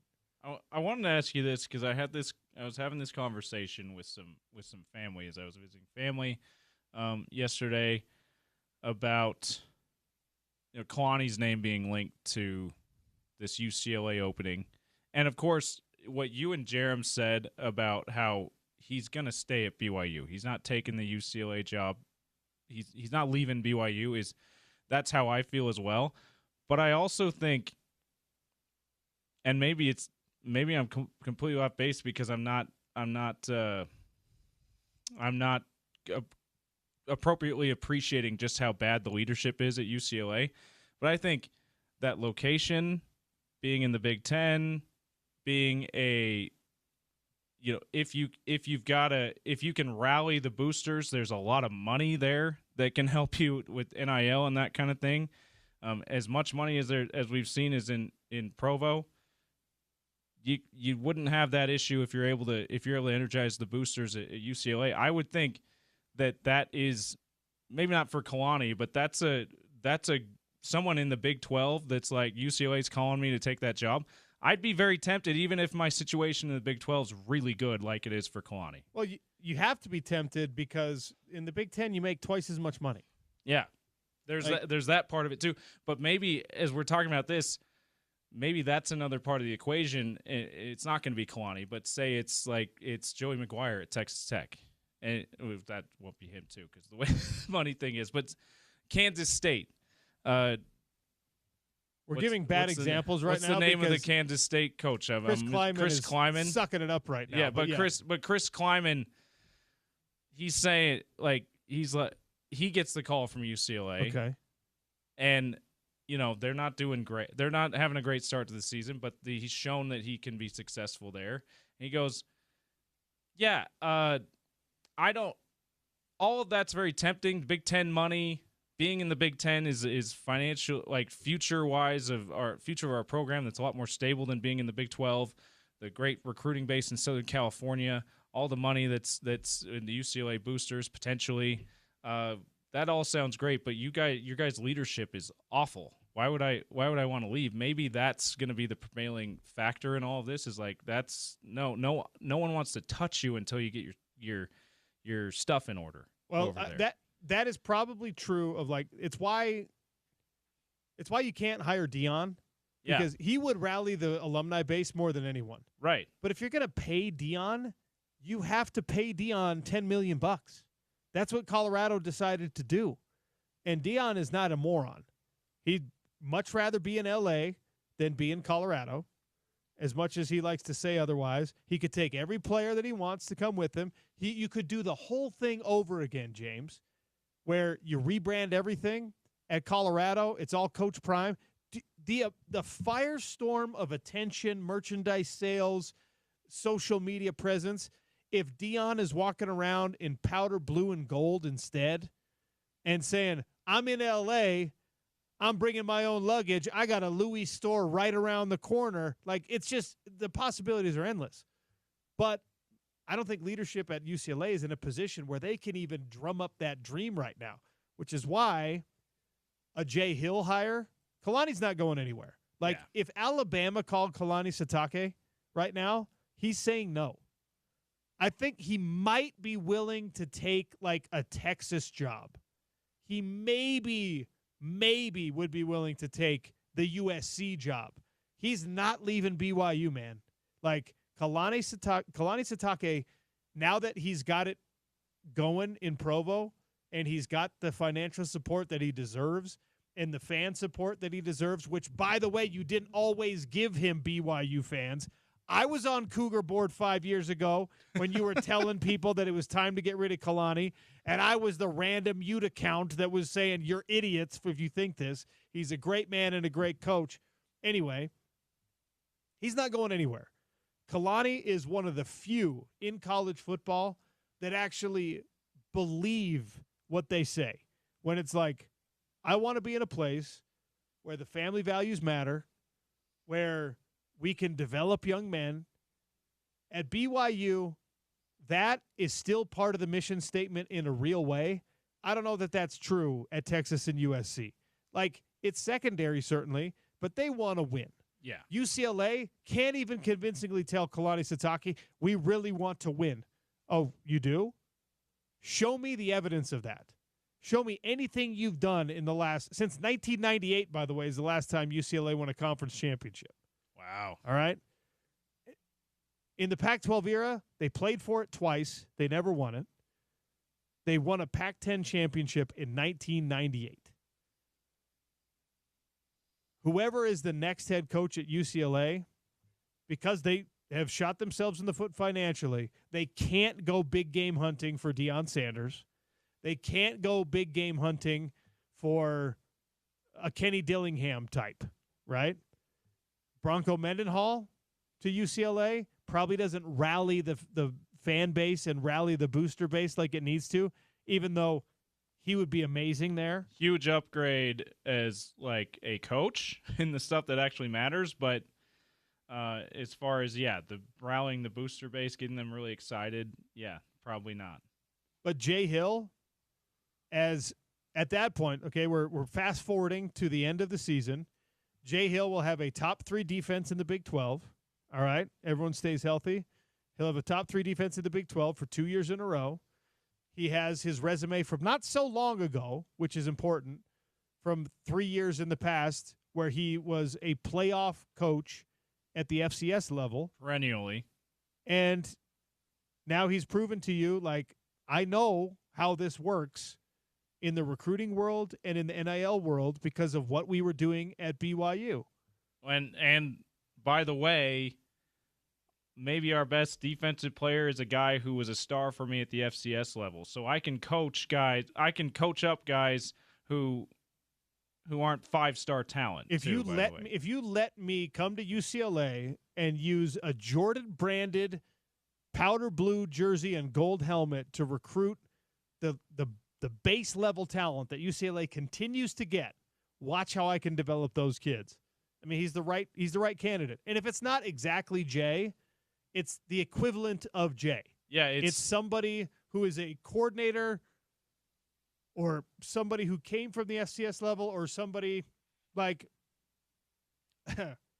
I mean, if Dan Mullen continues to kill it at UNLV. Yeah, group of 5, really good group of 5 head coach, or, Dan Mullen also had a lot of success at Florida and Mississippi State. You're just not going to be able to do it like UCLA should be able to do it. No. Because to stick with our theme in the Daily Dump, because you've dumped so much opportunity and money down the drain, effectively. Flushed it down the drain.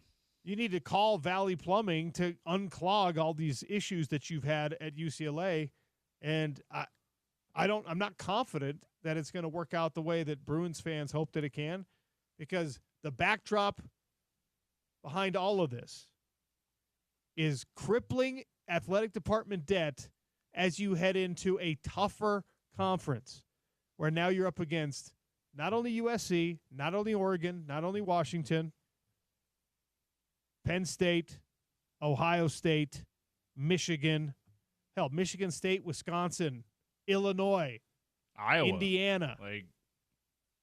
You're screwed, UCLA. All right. Got to take a break. Got to take a double break. Jeff Schwartz is going to join us at the top of hour number 3. He's a betting guru. He's a longtime NFL veteran. He's an Oregon Duck, but we forgive him for that. Utah's number 1 sports talk. It's the Sean O'Connell Show on ESPN 700 and 92.1 FM.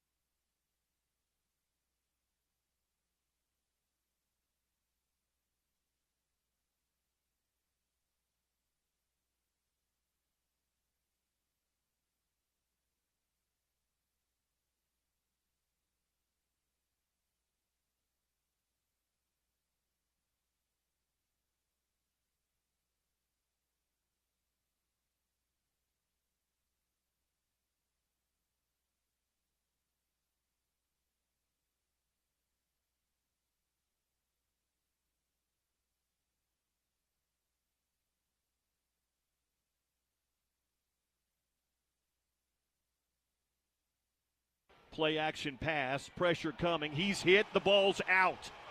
Does Utah have it? They do. Feels a fumble.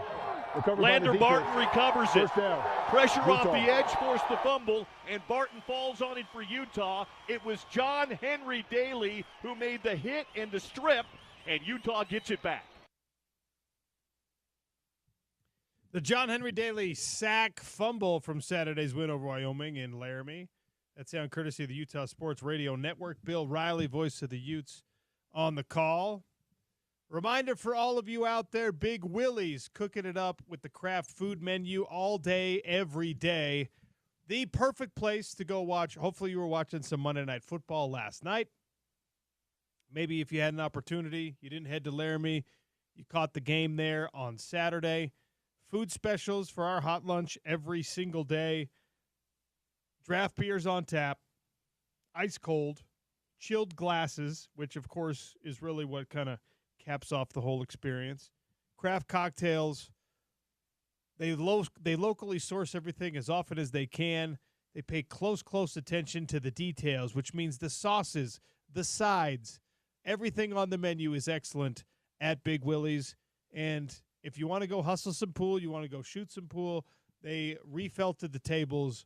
The pool hall is in great condition right now. A perfect time to head over to 1717 South Main and check out Big Willie's with their hot lunch menu. Tell them OC sent you. Check out the mural.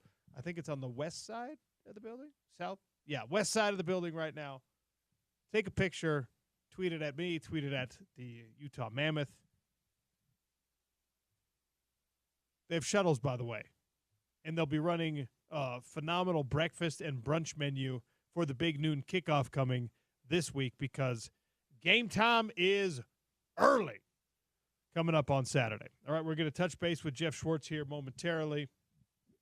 My former co-host on Pac-12 Radio, longtime NFL veteran, and, of course, college football insider. His Oregon Ducks are looking pretty good right now. The top 25 is shaping up in a way that we touched on this with Jerem Jordan when we did Red and Blue today. The top 25 and the perception in the college football world right now is shaping up in such a way that the Big 12 is going to have a really, really hard time being a two-bid league. If you haven't looked as of late, Ohio State, Penn State, LSU, Miami, Georgia, okay, that's your top 5. Oregon, Florida State, Texas, Illinois, Texas A&M. That's 5 through 10. When you get down to 11 through 15, they finally start to elbow some space for Big 12 teams. Iowa State at 12, Utah at 16, Texas Tech at 17, and that, of course, is the matchup for this weekend. Georgia Tech is 18, Indiana is 19, Vanderbilt is 20. So the SEC has their entire conference ranked. The Big Ten has more than half of their conference ranked. And the Big 12 is clawing for spaces and places at the table, which is kind of what we expected might happen if parity continues to plague the league. All right, Jeff Schwartz is connected now. He joins us every Tuesday. We talk about the weekend that was and the weekend ahead. Jeff, welcome. How are you? I'm upset with the Utes. I'm upset Jeff, with Utah. Jeff Just do already the honorable expressed thing. this grief to me. Go ahead. Take a knee. Just take a knee. Do your honorable thing. You ran 4 or 5 plays. We get it. We get it. You're going to win.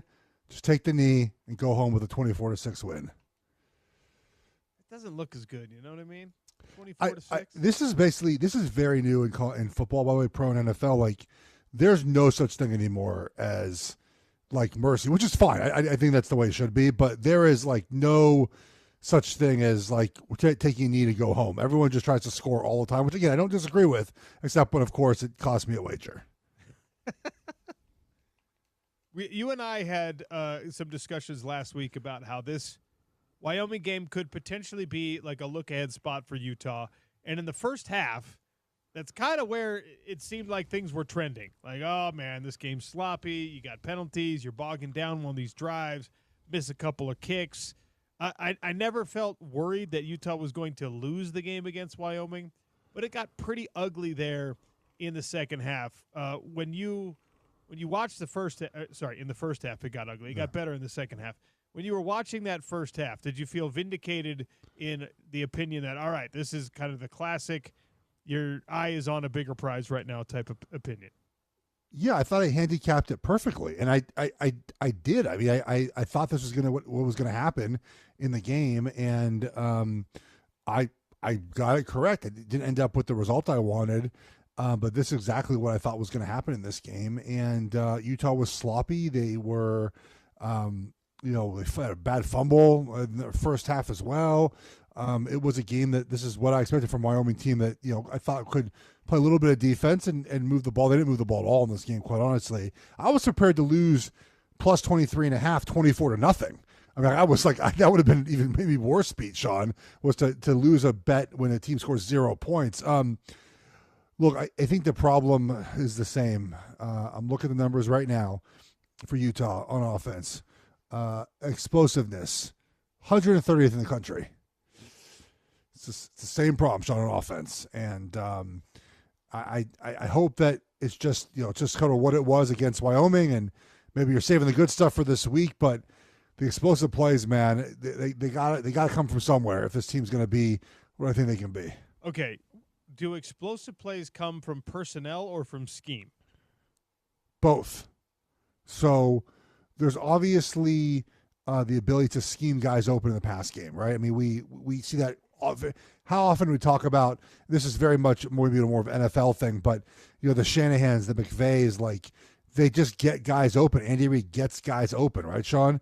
And you also need the personnel to execute the play and the personnel to basically get open too, right? Those are all important, but there are certainly ways to scheme up explosive plays. And I got to think that, something, again, maybe you're saving stuff for this week and maybe not, but with how much Utah runs the ball, they should be able to scheme up creative ways to get guys in space off play action pass it and move the pocket. And it's not there right now. And again, with the caveat that they might be saving it for Texas Tech or for other parts of the season, but you can scheme up enough explosive plays, I think, without having to worry about the personnel being great.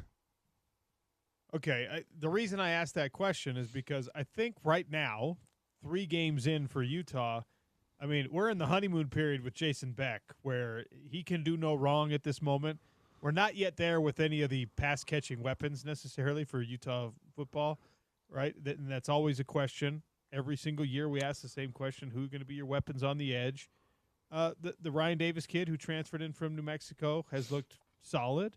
Tobias Merriweather looks promising. We finally got something out of Simmons on that broken play that turned into a touchdown. But I think the point stands for Utah when you're asking yourself or an expert like Jeff Schwartz, can you get explosive plays if you don't have explosive talent on the edges? You have to trust the scheme, I guess, in that case. Well, yeah, I think also too, like Sean, is that in those situations you have to essentially you have to win a lot on first and second down, right? Because you need to make those play action pass opportunities available to you and move the pocket and they're not. Utah is probably never going to be like just a 5 wide, spread them out, get a lot of points that way type of team. So you have to take your shots when you have them, and that's a big part about just play calling and play sequencing is knowing when it's available to take those shots.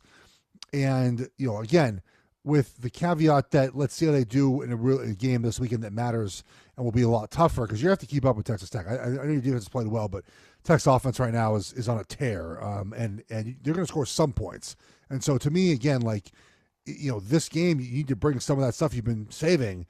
And I just don't know. I don't know if Dampier is that quarterback too that can really give you much more than probably a couple of shots a game. I don't think he's a quarterback so far that I've seen that's really going to run a traditional passing game very well, Sean. It could change, obviously, but I don't always like maybe the limitations of what this offense feels like it's going to be for a little bit.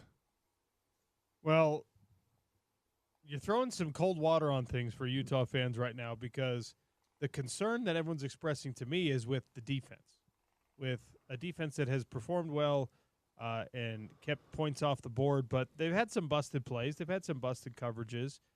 They got bad news about depth in the defensive backfield with Rabbit Evans having surgery to end his season.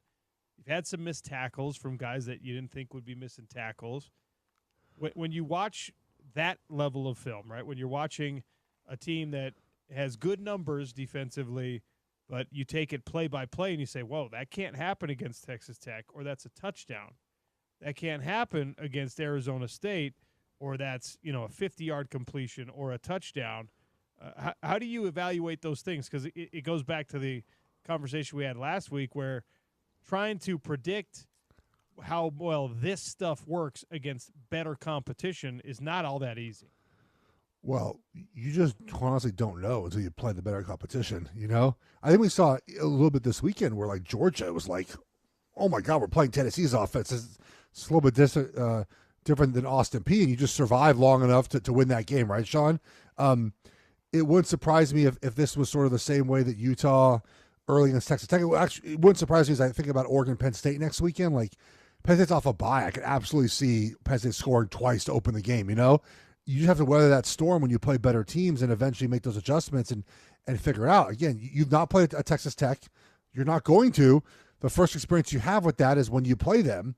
And it's a matter of, to me, not really how you start, it's how you finish. Are you able to make the adjustments and not let it beat you all game? A 10 a.m. kickoff, what is your pregame breakfast looking like as an offensive lineman? I hate it.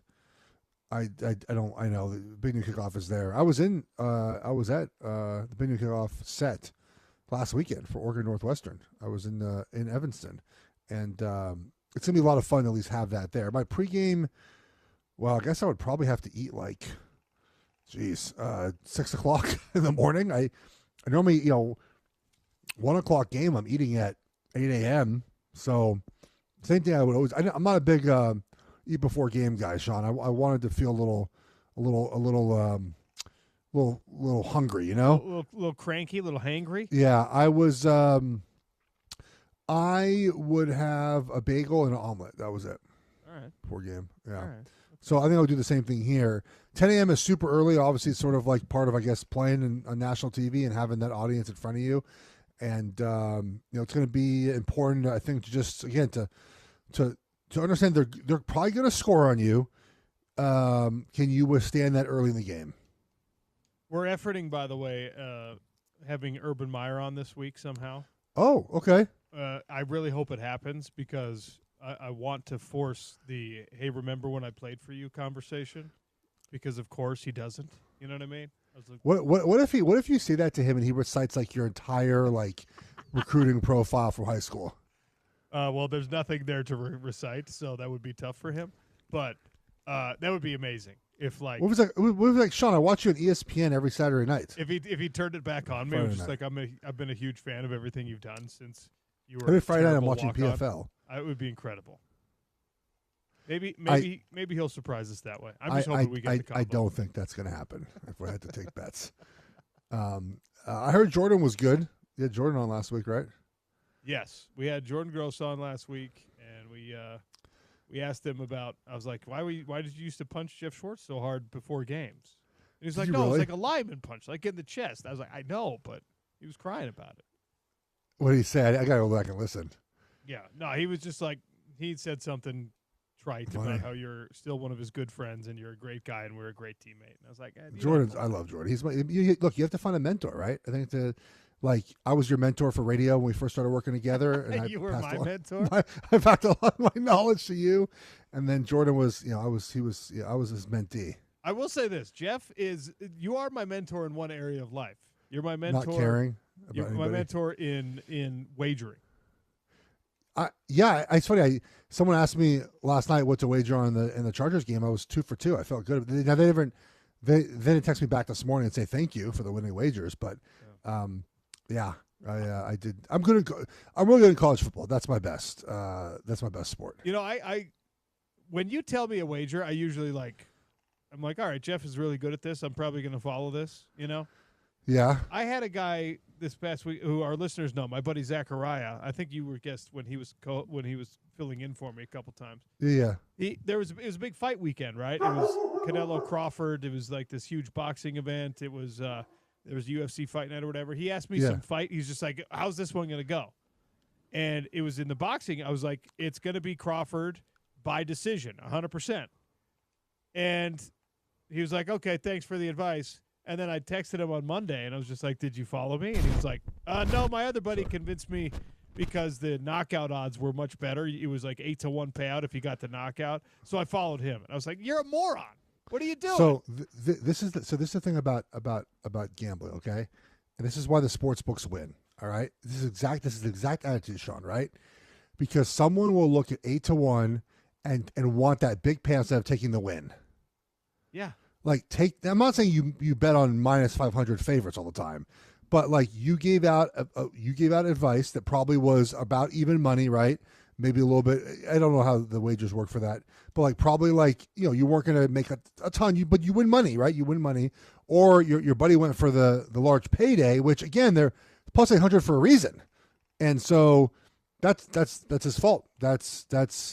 I am like not. I don't make a lot of parlays.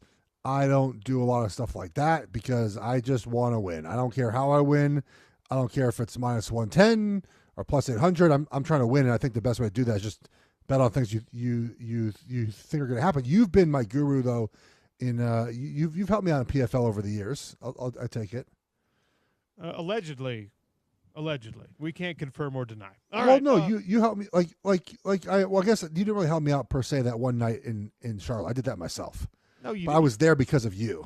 Yeah. All right. You were sitting next to like my guys who effectively coached me. I'm sure they helped you through something. Those guys, dude. I told you this before. I've never been with like they were awesome. Like they were like my personal. I asked them very dumb questions. I would imagine, and they were just like answer the dumb questions, man. I've never heard you ask any other kind of question about anything. That's fair. Jeff Schwartz is our guest here on the Sean O'Connell Show. Back to college football discussion. All right, so. I asked you a breakfast question about Big Noon kickoff, and you've already said that you think that this Texas Tech team is going to put up some points. The talent disparity between what you're facing this week versus what you've already faced, and Wyoming, I think, was the best team of the three non-cons for Utah. UCLA is bad, but they got some talent. They just were bad as a team. Adjusting to over the course of 1 week to a big jump in talent disparity and to a big jump in this game should be faster, more physical, and all those things. What's the key to getting that adjustment right for this coaching staff and the players? For Texas Tech or for Utah? Well, for Utah. I don't care about the Red Raiders. I mean, I think you got to play fast at practice. I think that's one big thing, right, Sean? You just got to play fast at practice. And you're just going to, again, I think that the best thing to understand here is just to not stress if it doesn't go well early, and understand that you, of course, have the athletes to compete with Texas Tech. Of course you do. So if it doesn't start well, again, the Georgia model I think is a great one, right, Sean? Like it didn't start. It's the first time they played Tennessee all season. A team like that, and for years Tennessee just never even hit explosive plays against them. All of a sudden they're hitting explosive plays. Oh my God! Like just stick to your game plan, weather the storm, and if you do that and don't change what you do, right? Like if you have a game plan that's set on this, especially offensively, like one thing I think that's important here, Sean, is that your coaches put together an offensive game plan. If you get down 7-0, 10-0, 14-0, I'm just hypothetically speaking here, right? Like don't just all of a sudden change your game plan to something else. Like stick to what you know you do well. You got to change at some point. You have to change. That's the way it works. But I think it's hard to prepare for that passing attack when you just haven't seen it yet. But it's not like they don't. Utah doesn't have the players to win those matchups. Yeah. No. The question for this matchup for me is not so much about like, is Texas Tech better than you? I think it's going to be against most teams in the Big 12 right now. I think the talent and the top like 8 teams and even probably teams beyond that. I think the talent is pretty evenly distributed around the conference. This game for me feels like what you're just talking about becomes more important. Like reacting to bad situations, coaches staying with the game plan, managing timeouts and quick changes and things like that properly. I think it's going to be an evenly matched game.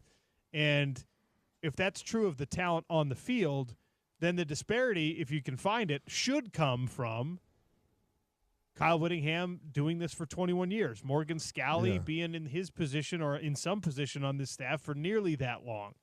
Jason Beck is not as long tenured at Utah, obviously, but he's a guy he's called big games before, and he's called it at high levels before.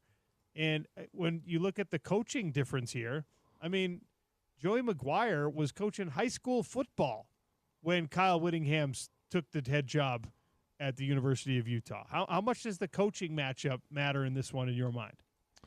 Well, of course it matters. I think that when you've seen as much as you've seen with Kyle Whittingham and that staff, nothing phases you, right? Nothing gets you alarmed. You can go back to Saturday, right? You played poorly in the first half, and when you come out in the second half, it's just touchdown, right? Like you know what to say to your team. You know how to prepare in these moments. You know how to be ready in these moments. Those are all things that you can't really teach. You have to do, and they've done a lot of that. Plus, I think, look, you mentioned 10 o'clock game, 10 a.m. game, preparing for that, just mentally preparing for having a show on campus, which Utah's done over the years. Imagine that this current Texas Tech group has not played a lot of games with, Big Noon Kickoff or ESPN on campus, right, Sean? So just all that things around it. How's the crowd going to be at 10 o'clock in the morning, though? That is a big question. I think that there's a significant push happening right now on social media and around, like, if you're not going to be there, sell me your tickets kind of a thing, because you got to show up, you got to show out. Yeah. So I'm expecting a decent breakfast crowd. The problem is, right, for Utah fans right now, like Saturday mornings, there's a bunch of parents who like to bring their families to these games who have Little League football games at that time, and they're going to have a really, really difficult scenario on their hands of managing, like, do I go to Utah's game against Texas Tech, ranked versus ranked, or do I watch my 11-year-old play against, a bunch of other 11-year-olds? That's a tough thing. Ooh, interesting. See, I think my kids would rather go to the game.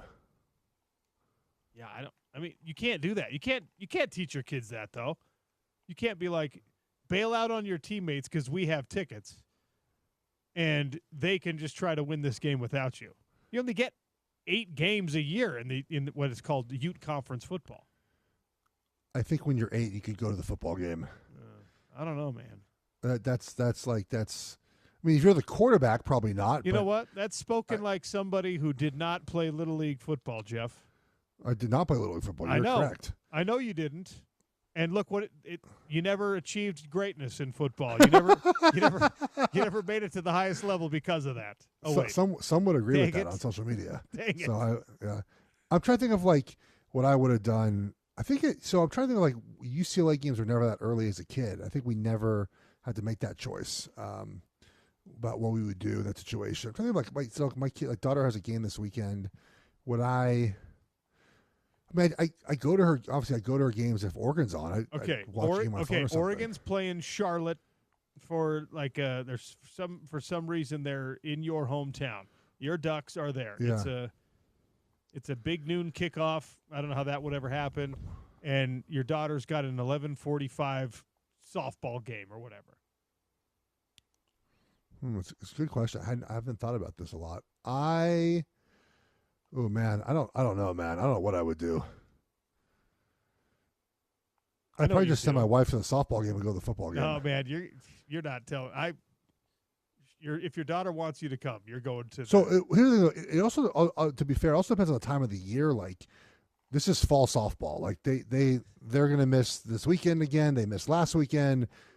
Spring softball, we wouldn't miss for anything. I think it depends on the season too. Like football season, I get if there's only 8 games and you're going to miss one of them to go to the. They should just reschedule all the youth games for this weekend though. It's 2 years from now. Okay, Oregon is playing North Carolina. James just whispered this in my ear. Oregon is playing the Tar Heels, but they're doing it at the Panther Stadium.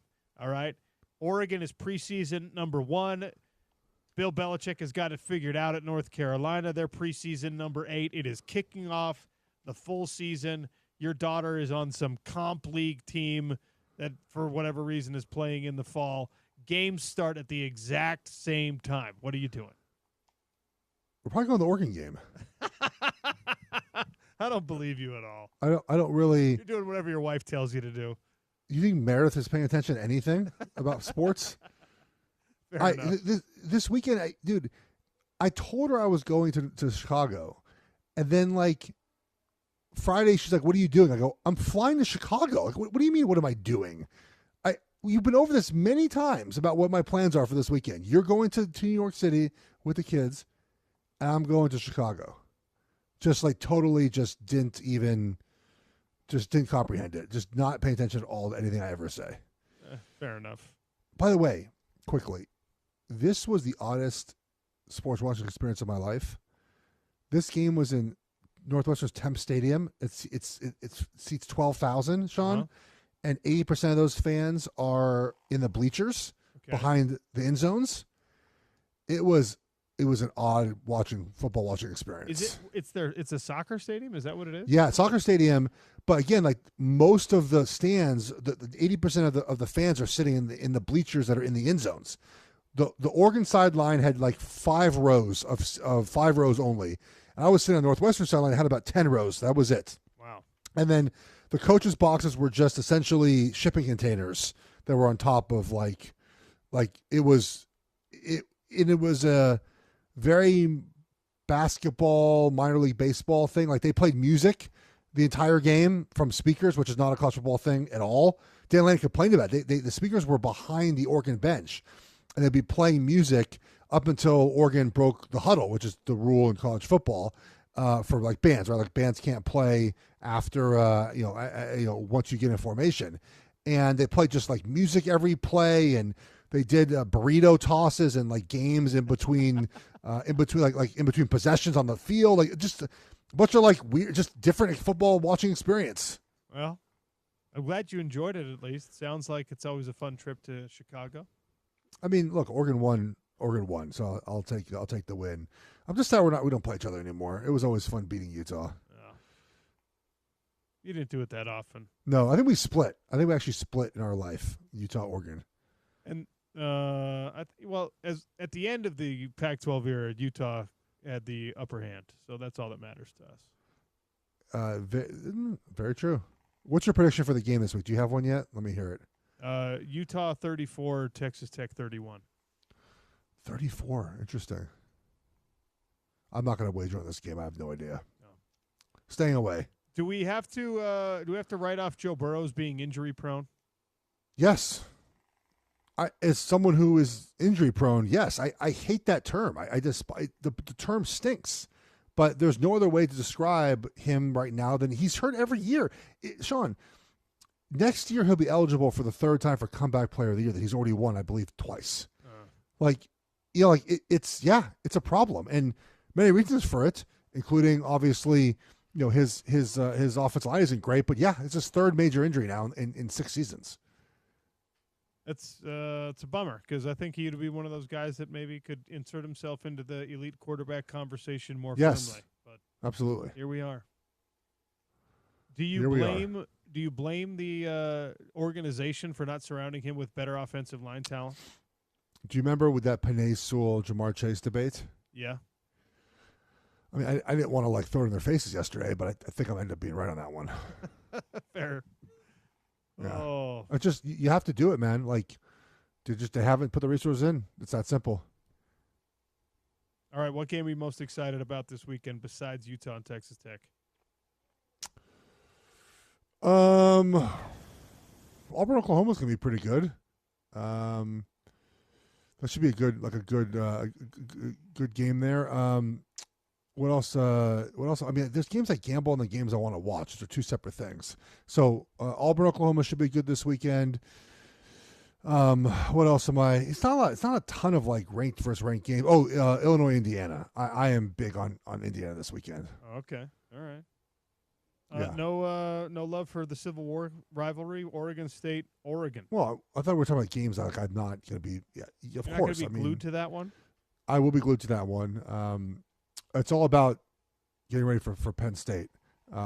It's funny, like I wish I could wager on a game to just like give me like the first like 42 minutes of the game.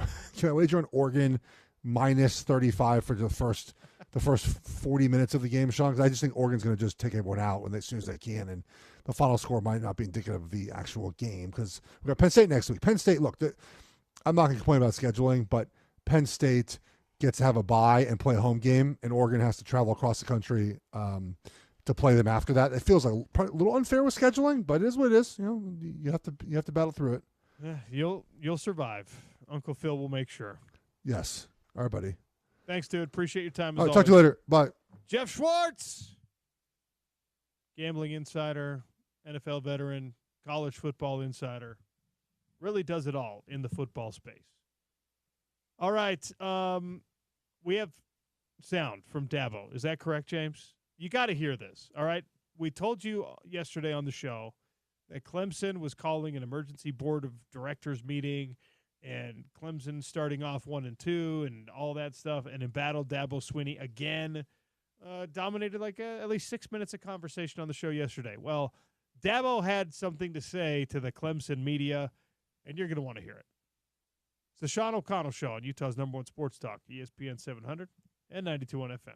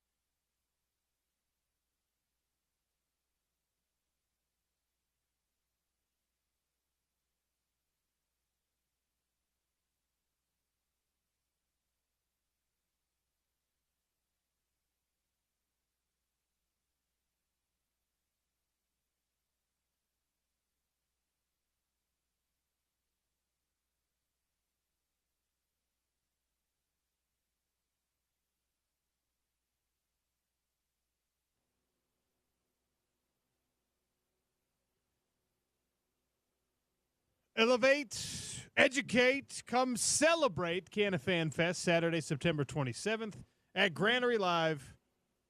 Get your free ticket right now at cannafanfest.com. All right, we touched on this yesterday.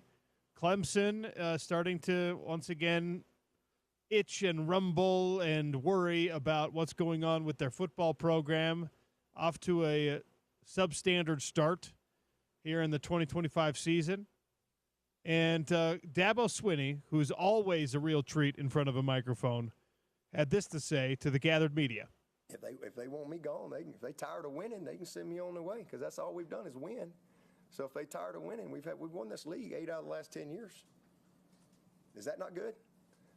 I'm just asking, is that good? I don't know if that's good or not. To win your league 8 out of 10 years, to go to the playoffs 7 out of 10 years, to be in 4 national championships, win it twice. Yeah, we're a little down right now. Take your shots, but I got a long memory in case y'all don't know. We'll be all right. We'll bounce back.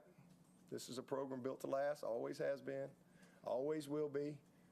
And I would just say if you give up on us if you don't believe in us because we've lost 2 games down to the last straight and you didn't believe in us anyway, so it don't matter. You wasn't all in anyway. If you're all in, you burn the ships, man. There ain't no exit strategy. Like, you're freaking all in. And hey, listen, I mean, if Clemson's tired of winning, they send me on my way, but I'm going to go somewhere else and coach. I ain't going to the beach. Hell, I'm 55. I got a long way to go. Y'all going to have to deal with me for a while. I got a long way to go. I'm just getting going. I'm just now good enough to be a head coach.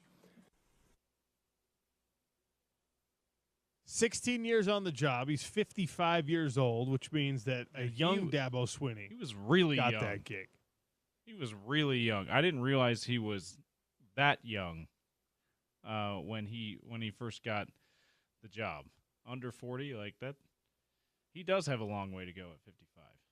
I mean, that's like Urban, when he took the job at Utah, he was in that same age category, right? He was, 38, 39 years old when he got the Utah job? And obviously he's had a hell of a run since, and now is in media, and hopefully we can get him on the show this week. He'll be in town for Big Noon Kickoff. The most interesting thing there, the thing that I liked best about Dabo, which, look, he's great on the mic. Sometimes he says what he thinks, which is why I say he's great on the mic, because sometimes he's out of touch, but he says what he thinks. He doesn't give you the filtered version. And right there, he was just like, if you don't like winning, fire me. And he put it in perspective, talking about all of the success that he's had, playoff appearances, national championship appearances, national championship wins, ACC championships. I've said it about every program in the world, and I will say it as long as I'm talking on the radio. If you're going to fire somebody, you better have an idea of who's better than them. Now, Dabo's a good coach. That's what we know. He's a great coach. That's what we know. Is there a greater coach out there? Is there someone who's more prepared to deal with the changing landscape of college football? That might also be true. But if you're going to even consider firing Dabo, you have to have that person's name and some awareness that that person wants the job that you're about to offer them. If and when that happens. I said on the show yesterday, I think the more likely scenario is that whatever pressure is put on Dabo either forces him to say, I'm not going to comply with your mandates, or to say, all right, fine, I will participate more willingly in the transfer portal. I think that's what pressure from on high and the big money boosters at Clemson is going to say.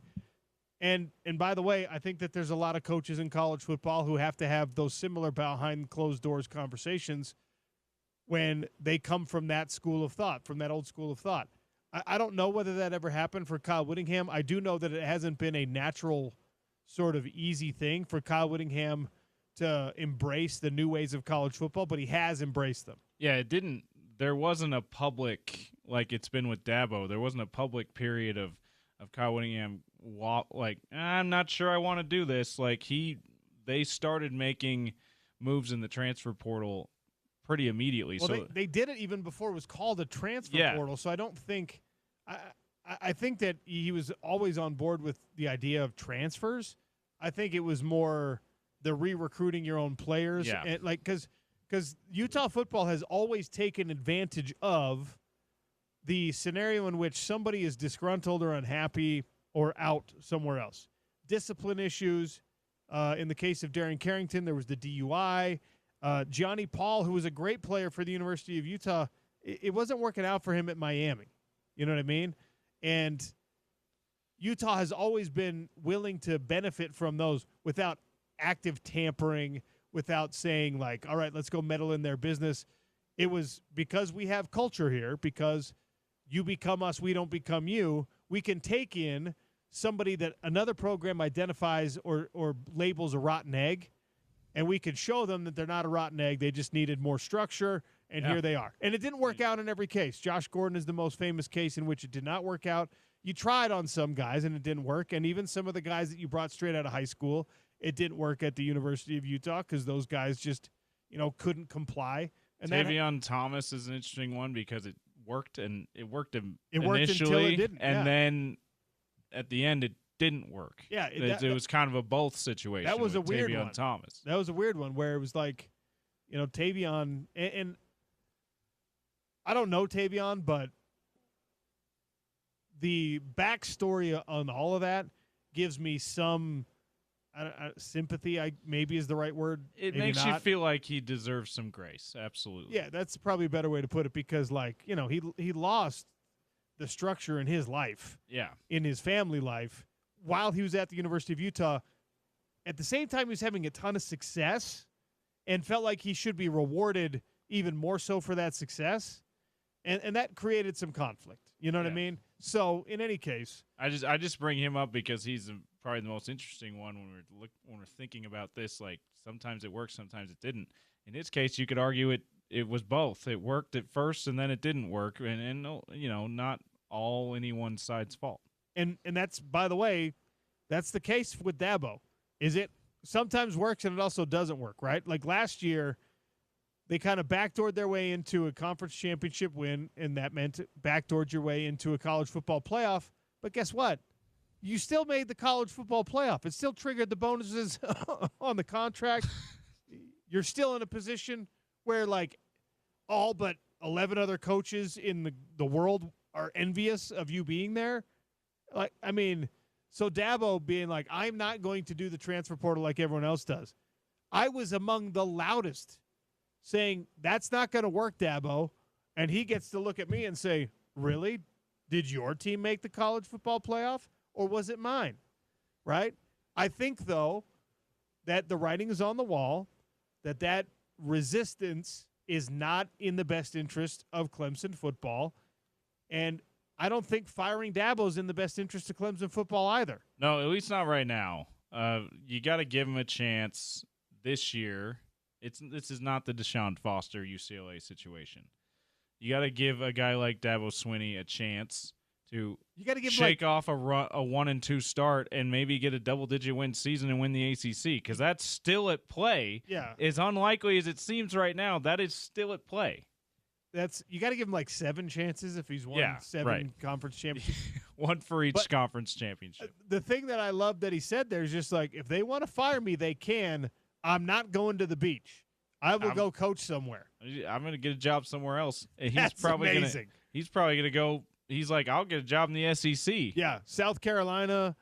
I'll go to the rival. I'll go to the Gamecocks. There's not a school out there who shouldn't kick the tires on that kind of idea. If that were to happen. So there's no way. There's no way it happens this season. No, I don't think it happens. I don't think it happens until Dabo's ready to be done, because, again, if you're firing a Dabo Swinney, he better be involved in some serious infraction or scandal, or he better have fallen off significantly, or you better have Urban Meyer on the line.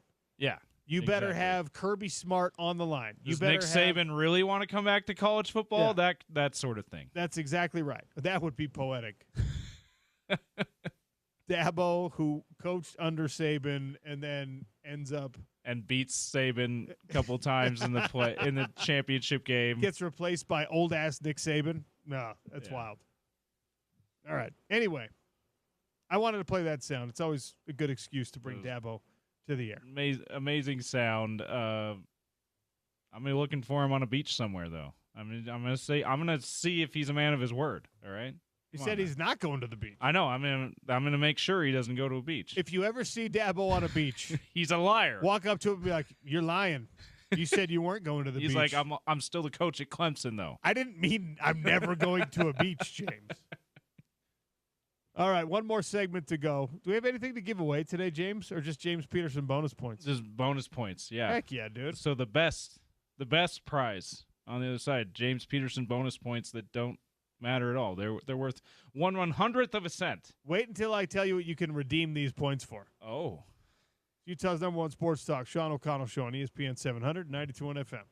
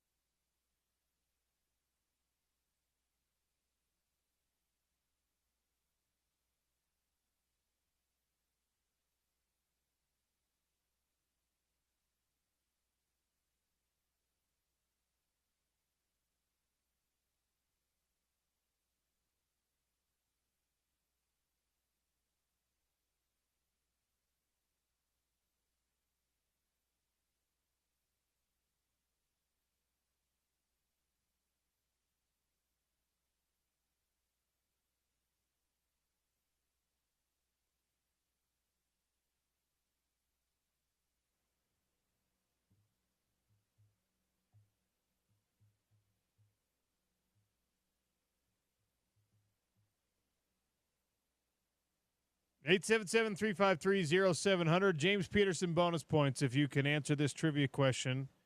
According to the official stat sheet, How many tackles does Lander Barton have through the first 5 games for Utah football? 877-353-0700. We're wrapping things up here on the Sean O'Connell Show, turning it over to The Drive with Spence Checketts. If you missed the show today, check it in the on-demand section of our ESPN 700 app or at ESPN700sports.com. If you got 4 hours free for the rest of the afternoon, make sure you keep it right here with Spence Checketts, who sits in studio now. How are you? I am well. There is sweat on your brow. It is 107 degrees in the studio. I will meet my caloric burn mandate today. But good to see you, Sean. How are things? Good to see you. Spence was off yesterday, and he was carrying the ESPN 700 torch in a golf tournament where we collectively, all of us, yes, ended up finishing in the top 2. Yeah, we finished second. I did not want to miss the show to play golf at Promontory up in Park City and enjoy sliders. And you poor man. I did not want to do that. No, sounds awful. I would have preferred to be here, swinging the pick in the salt mine. Because this is masonry, Sean. Let's tell people what it is. It's masonry. Well, which is it? Because you said swinging a pick in a salt mine, and then you said masonry. Those are very different jobs. Good point. Somewhere in between. Okay. But anyway, but as somebody that wants to carry the banner of the station, I found it important to drive up to Park City in 72-degree weather, sunshine, eat the good food, swing the golf club. But we lost by 1 stroke. Shot a 58. Lost to the cheaters who claimed they shot a 57. Liars. Yeah. And there were, let's see, I think there were 36 groups. So I'm proud of us. Wow. I'm proud of all of us. Because Sean, it's not about me. I mean, I want to be clear. It's not about me. It's about the group. It is. Yeah. Correct. All right. Love that. So you haven't gotten to elucidate your thoughts on this Wyoming win and what's coming. So that's I imagine that's where the show will be somewhat focused today. Yeah, and I was able to catch a good bit of you yesterday because I had a drive and then driving around town today as well. And I think you've articulated a lot of my thoughts very well. That's a tricky trip, and the frustrations in the first half were founded, but ultimately it was just an inability to finish drives. The touchdown pass after Devin dropped the ball, I mean, in a vacuum, it was an amazing highlight. But, dude, it was 10-0 at that point, right? It was 10-0 going down the stretch in the third quarter. 2-possession game in college football, I don't care who you're playing. I mean, ask Clemson what's going on. Notre Dame's lost a couple of close games.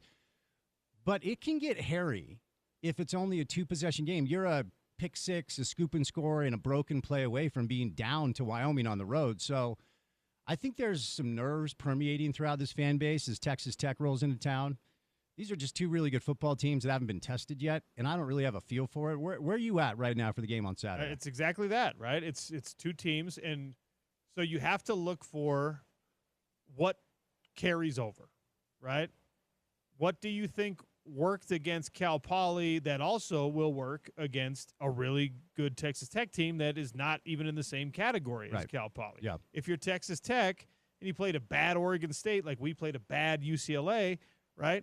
Well, can you do that against Utah?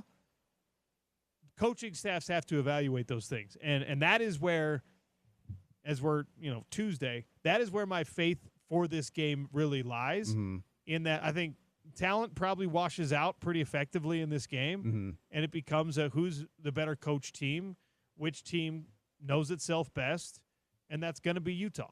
Tell me, in your estimation, how a 10 a.m. kick time, Coach Witt yesterday – almost admitting learning a lesson from the trip to Florida, like as the kids would say, maybe a little extra, don't do too much. But that's a different biorhythm because you got to get up. Get up at 5 or 6? I mean, I think that what the big key is, you got to feed your body. You got to eat with plenty of time before the game. Right. So you probably push your bedtime up an hour, and you probably push the meal time where normally you get these guys out of bed, and then you eat an hour later. You get them out of bed, you eat 10 minutes later. I think that's the key here. But the good thing is that both teams have to deal with it. Yeah. And Texas Tech has to deal with it on a road trip. Well, traveling, different time zone. Waking up in a hotel and getting the catered meal at the hotel and dealing with what we hope is a raucous crowd at Rice-Eccles Stadium from the get-go. That's what I was going to ask you. I mean, the weather is going to be perfect. Like a 10 a.m. kick Saturday in September. It's going to be like 68 degrees. But do you think I've got a couple buddies that have already tapped out on the tickets. They've sold them or whatever. I like an early kick time because then you might have a tea time at about 1:30, 1:45 or something like that. It leaves the rest of your day to do other things. Yeah. Do you think the fan base will – I feel like the fan base will show loud and proud. I think there are people who are going to have to offload their tickets because Johnny and Susie have Little League sports. Life, yeah. And that's fine. I don't think you're going to see empty seats. I don't think you're going to see a late arrivals type problem, which is always the case for Utah because of the stage that this game is being played on. And, the secondary ticket market is very, very easy to engage with these days. Mm-hmm. So I think that the stadium is going to be full. It's going to be loud. It's probably going to be more childless young people than usual. Mm-hmm. What time do we start tailgating? And what are we looking at? Are we talking about midnight, the night before? Okay. Tailgate camp out. Our tailgate, the ESPN 700 tailgate tent is 7 a.m. It's a breakfast menu. Do you know what time the lot opens? You know what time they're allowing people 4. in? I'm not sure exactly when you can start parking or whatever, but I believe the official tailgate is always 3 hours before kickoff, which is why ours starts at 7 this week. So I don't know, but I don't know when you're allowed to park. That's a good question. Maybe 5, 6. I don't know. I might just wander over at like 4 or 5. And You're just right there. See if I can witness anything. Well, we've had college game day here in the past for morning kickoffs, and people were camped out. Yes. Like literally in tents, waiting for college game day because that's an early rise, early broadcast time, and people were camping. So big noon kickoff should be the same. Paul Kirk, call or text. Let us know. What's the deal? Would Paul be the guy for this? Paul, it feels Paul's like Paul's the guy for everything. Exactly. Yeah. I'm very curious to see what this looks like because with the late tailgates, people arrive, 1 or 2. I just don't know what's allowed based off of it being so early. And I wonder if the lack of time to imbibe will calm the atmosphere. No, because people find a way, right? Like it's just Bloody Marys instead of beers. Okay. They're just like, that's mimosas. That's a breakfast drink. Justified whole bottle of champagne prior to before 10 a.m. or not. Yeah. Yeah. Well, I mean, I think it'll be fun. I'm excited for the early kick, and I think the weather's going to be great. And I'm very, very curious. I'm excited about this week because I think they're good. They look good. They look disciplined. It looks like a Kyle Whittingham coach team. They're 8th in the country in defense, 14th in offense. Like every box really has been checked so far. But I can't sit here and tell you I have an accurate pulse on them yet. So hopefully we will after Saturday. I think we get it to some degree on Saturday. I think you should all stay tuned and listen to The Drive for the next 4 hours. We'll do the Sean O'Connell Show again tomorrow. Thanks for listening to